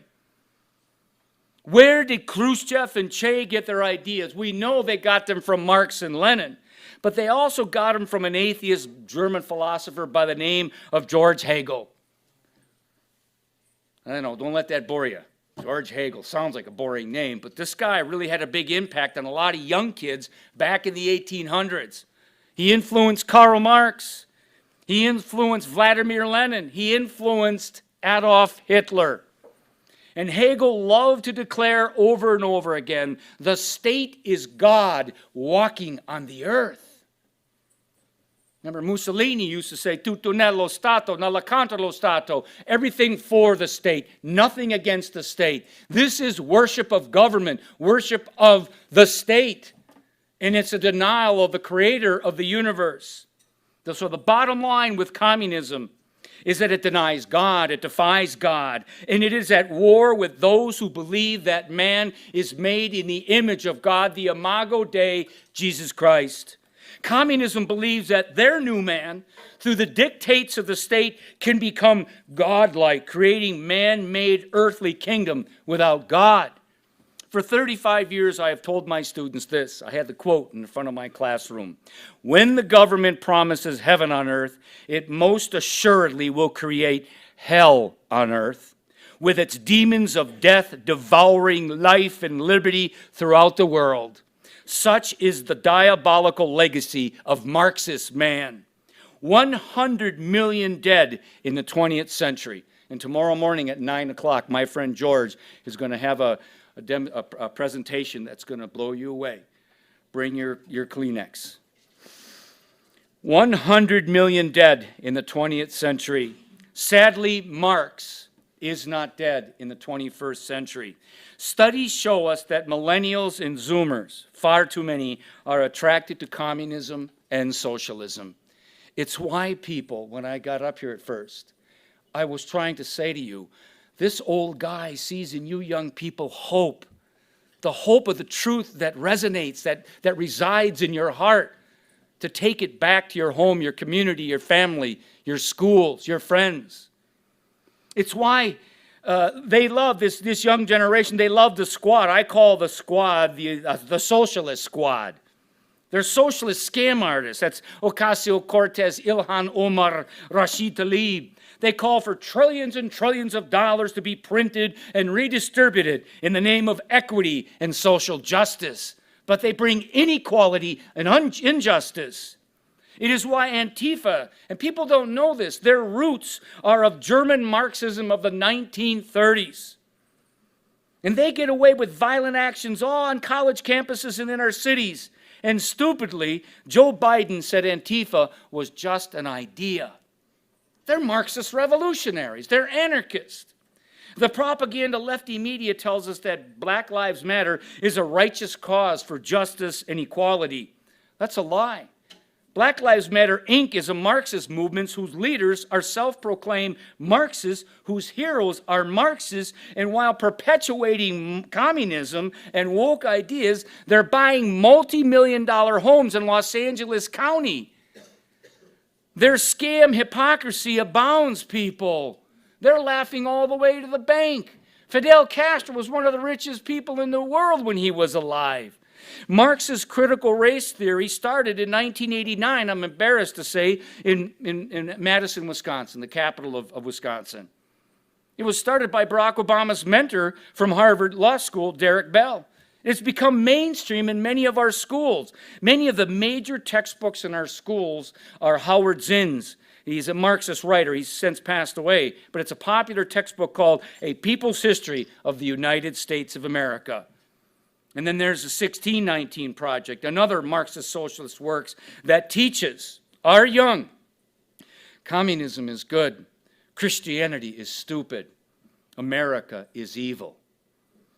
And the new crisis, and listen carefully, people, because this will impact you bigly, to quote Donald Trump, right?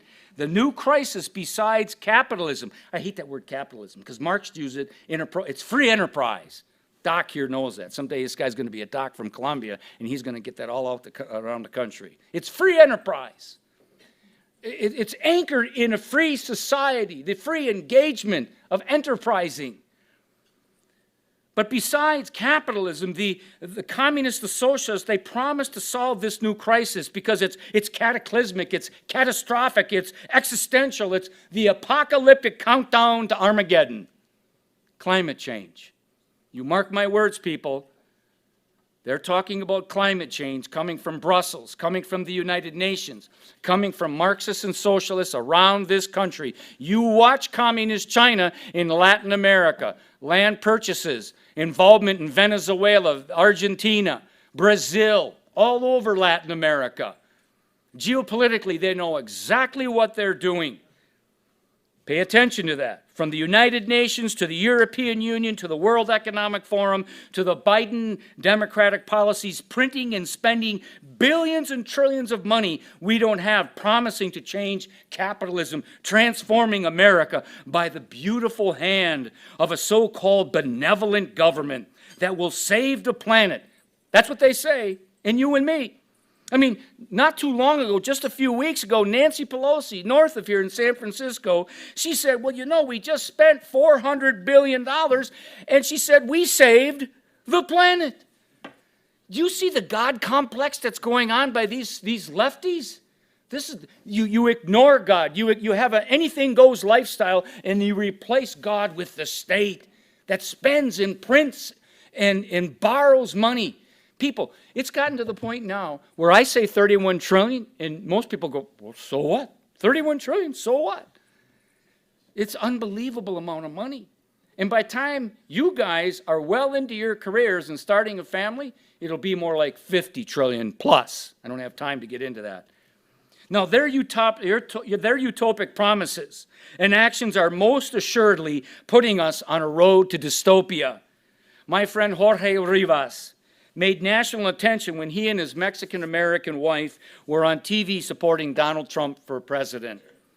Leftists and Democrats attacked his business in Catalina, Arizona. When I saw it on the news a few years back, I said to myself, because I'll spend some time in the wintertime down in Arizona where I used to live, I said, I got to get to meet this guy. And I did meet him. I interviewed him for one of my shows. He told me he left El Salvador to escape the communists who were taking over his country. Jorge and his wife, Betty, they love America. They love our republic under God, but they are very, very concerned, they told me. They're shocked to see so many Americans that are attracted to the lies of socialism and Marxism. And they say, and these young people, they don't even realize that they're opening the doors of tyranny into their homes. In closing, the famous Russian author Alexander Solzhenitsyn, he spent 8 years in Soviet prisons or Soviet gulags. He wrote the classic work Gulag Archipelago. I remember when I was a freshman in college having to read that. I was like, you kidding me? It was like that thick. But I finally read it, and I was just like amazed. I was amazed at what the Soviet Union, how evil it was. Well, he published an essay called Live Not by Lies. It came out February of 1974, actually my senior year in high school. It came out a few days before he left the evil empire of the Soviet Union. In the essay, titled Live Not by Lies, he said this: the simple step of a courageous individual is not to take part in the lie. One word of truth outweighs the world. We're living in a world of lies. The media lies. The professors lie. There's lies. Hollywood lies incessantly, continually. I had to deal with that in my career. I was in the principal's office so many times. Are you teaching this? Are you teaching that? I'm like, yeah, why? Because it's true. Yes, the nation was founded upon Judeo-Christian foundation. Our founding fathers are sworn in on the scriptures. They had Thanksgiving proclamations to God Almighty, thanking God for the Constitution. But I couldn't teach that. But I did because I won't live by their lies. Ronald Reagan, in his classic speech, please study his speech, A Time for Choosing. Listen to it, study it. It's one of the greatest speeches in American history. He reminds us this: you and I have a rendezvous with destiny. We will preserve for our children this, the last best hope of man on earth, or we will sentence them to take the first step into 1,000 years of darkness. On July 3rd, 1986, on the 100th anniversary of the Statue of Liberty, President Reagan, with the Statue of Liberty behind him, declared, "We are the keepers of the flame of liberty. We hold it high for the world to see. It is a light unto the nations. Pray that this lamp is never extinguished." My fellow liberty-loving Americans, we are so glad you're here this weekend. We really are, seriously. We need you. America needs you. There is darkness in the land. Let us live not by lies, but by the light but let us shine the light of truth. And let us leave this conference tomorrow determined to fight for freedom. And as it says on the top of the Liberty Bell, let us leave here proclaiming liberty throughout the land and unto all the inhabitants thereof. That is our calling, people. It is our duty to save our republic under God. So may Almighty God bless you and keep you in the battles ahead.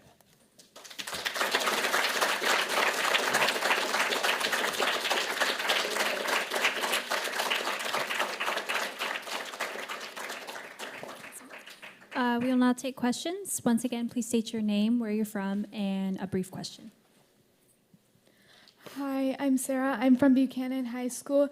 And my question for you is, if the people who are proclaiming socialism at our schools will not listen to the facts, should we bring in personal examples? Like, for example, my uncle fled from Cuba when he was 4 with his family. Should we just bring in those personal examples to make them pay attention and listen? If you can incorporate in the curriculum, if there's a way that you can do that, that would be absolutely wonderful. I used to do that all the time. I had Holocaust survivors. I had people who, who survived communism from Poland and Russia and around that I would bring in all the time because they need to hear the truth. Yes, absolutely. Yep. I'm Philip Boo from Laguna Hills High School, and I was wondering, should we discriminate against those who are communist or support socialist ideas? Let me get you that. Should we say it again now? Discriminate. What do you mean by discriminate? Like, should we fundamentally disagree with their, like, pretty much all of their... Well, everybody has a right to be stupid about ideas. No, we have freedom to be able to express our ideas in an ignorant way.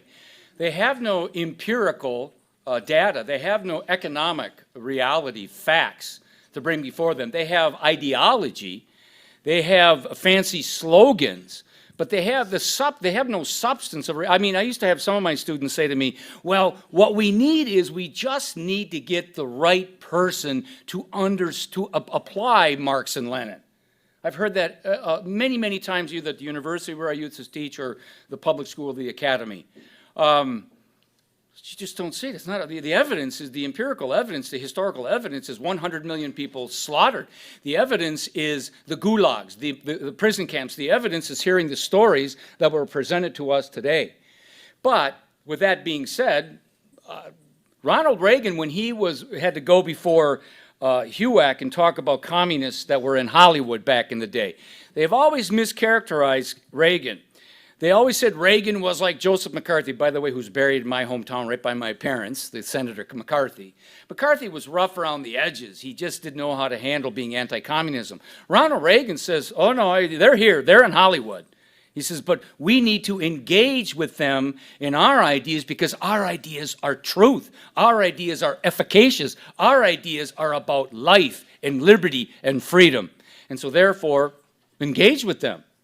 And just hopefully graciously show them the facts as they are. Not this utopic world that really in reality is dystopia.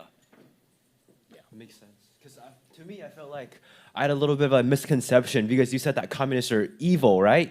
And in their view on the world is completely wrong, and it's just not No. righteous in a way, and it You're- feels so- like you're kind of dehumanizing them in a way. Where obviously I don't agree with communism at all. That's a good point. But it still feels like we as a society should instead of like trying to like kind of destroy their kind of how do I say this? We should convince them instead of actually discriminating against them, if you know what I mean. That's what I think. You know, the scriptures tell us to love the sinner and hate the sin. Marxism is sinful. It's an evil philosophy. It's an oppressive philosophy. It's a murderous philosophy. And in my life, I have actually engaged in dialogue and debated a number of communists or Marxists or socialists. So I concur with you, but if I'm dealing with a black-booted, let's say, Cheka KGB agent, and he's evil, I am not going to look the other way. Now, I'm talking about me now. This is me. This is a guy who is up here in front of a zillion people telling you what I think. All I know is if they come into my home to try to hurt my wife, and if my kids were home, I'm not looking the other way. I'm not living by their lies. I don't know if I can articulate that any better. I'm not very good at that. But I'm just saying, I understand the love of Christ, but I also understand the protection of one's family, and that's the sword I'll fall on. So. Hello, my name is Isabel Estrada, and I'm from Heritage Christian School. And I was wondering, you mentioned that millennials today and Zoomers, as you call Gen Z, they love socialism. And I was wondering, how did we get to this point when we had the great generation that fought fascism out of Asia and socialism out of Europe? How did America get to the point where socialism is the only correct moral option? It's interesting. It sounds like I planted you in the audience. That's a brilliant question. Columbia University had a professor by the name of Todd Gitlin. He has since died just a few years ago. But back in the 60s, he and Bill Ayers and Bernardine Dohrn, friends of Barack Obama, right? The radical, the Weather Underground people from Students for a Democratic Society, which was a socialist Marxist organization that, by the way, when William Buckley created Young Americans for Freedom, he created it as a counter to the Marxists and the socialists that were on campus. People like the guy I'm talking about. His name is Todd Gitlin. Well, latter part of the 60s, Todd Gitlin went from being a socialist, Marxist, revolutionary radical at Columbia, doing all the radical stuff that Columbia was known for, Madison too, University of Wisconsin-Madison, Berkeley, and he became a professor. Because they read Saul Alinsky, and Saul Alinsky said, look, you have to fight the enemy from within. You have to wear a tie and a suit and get a PhD or an EDD. You can't fight them in the streets. You have to get them in the classroom. You have to get them in the culture. You have to get them in the churches. This is an Italian Marxist by the name of Antonio Gramsci. And Gramsci's called it the long march through the institutions. He said it would take about 100 years. It was about 100 years ago when Gramsci, it's here, now. And so the point is, Todd Gitlin from Columbia University said, Reagan became the governor of California, Nixon became the president of the United States, two California Republicans, right? He says, we lost the politics, but we won the textbooks. They won the classrooms. That's why when I started teaching many moons ago and I saw what was going on, I was speaking out and I was getting in trouble all the time for it because I knew the nature of the enemy, the ideological worldview of the enemy, and how they very cleverly sneak it into the curriculum. And I wouldn't tolerate that. Very anti-American. Very anti-Christian, by the way. So, yeah, it's the textbooks. They won it through the classrooms. That's why you guys are a key component to what I call the new Great Awakening. Because we need a new Great Awakening of young Americans, your generation, that carry the mantle of the truth of this republic under God and the principles of limited government, constitutional limited government, and everything else that it implies, the ramifications of that. Most of our politicians in Washington don't even go by the Constitution anymore. I'm sorry, I could get going on for a whole 2 hours on this, Madison. Okay, I'm sorry. Yeah. This is our last question. Hi, I'm Leighton Spollinger. I am from Dos Pueblos High School here in Santa Barbara. And my question is, what are some other books that you recommend for us to read to better understand the dangers of communism? Well, once again, I got to reiterate, Paul Kengor is the best. As far as I'm concerned, he's the best. The book Witness that I mentioned earlier, it has some great parts, but it gets it'll slow you down. Ben Shapiro's got a couple of great works out there. Dinesh D'Souza, United States of Socialism. Mark Levin, American Marxism. Ben Shapiro's book is, I think, The Authoritarian Rise. Charlie Kirk, I think, might have a couple of works out there. But a lot of those YAF speakers that I just mentioned, Shapiro, Dinesh, who was the other? Oh, Mark Levin. Go to their works. They're fantastic. American Marxism, United States of Socialism, Dinesh D'Souza. Yep.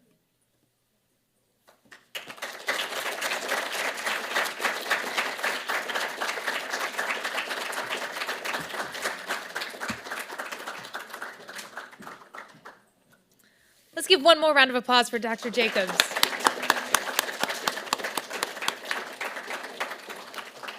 Alrighty, so this brings us to the conclusion of day one of our program. Students, I have some great news for you. I got you a bus, so we're not walking in the rain to the hotel. Please, please. Thank you. But I do have some important announcements before we hit the road. So, couple of things. Number one, please make sure to wear your name tags all weekend. So you're not done with your name tags after tonight. Keep track of them. Bring them tomorrow. This is your ticket into all sessions. Also keep track of those because our staff emergency contact information is printed on the back. So if you need anything tonight or tomorrow, feel free to call or text any of those numbers anytime. Our phones will be on. If you have a question about what you should wear tomorrow and it's 2 in the morning, maybe save it. But otherwise, I will answer. I will answer.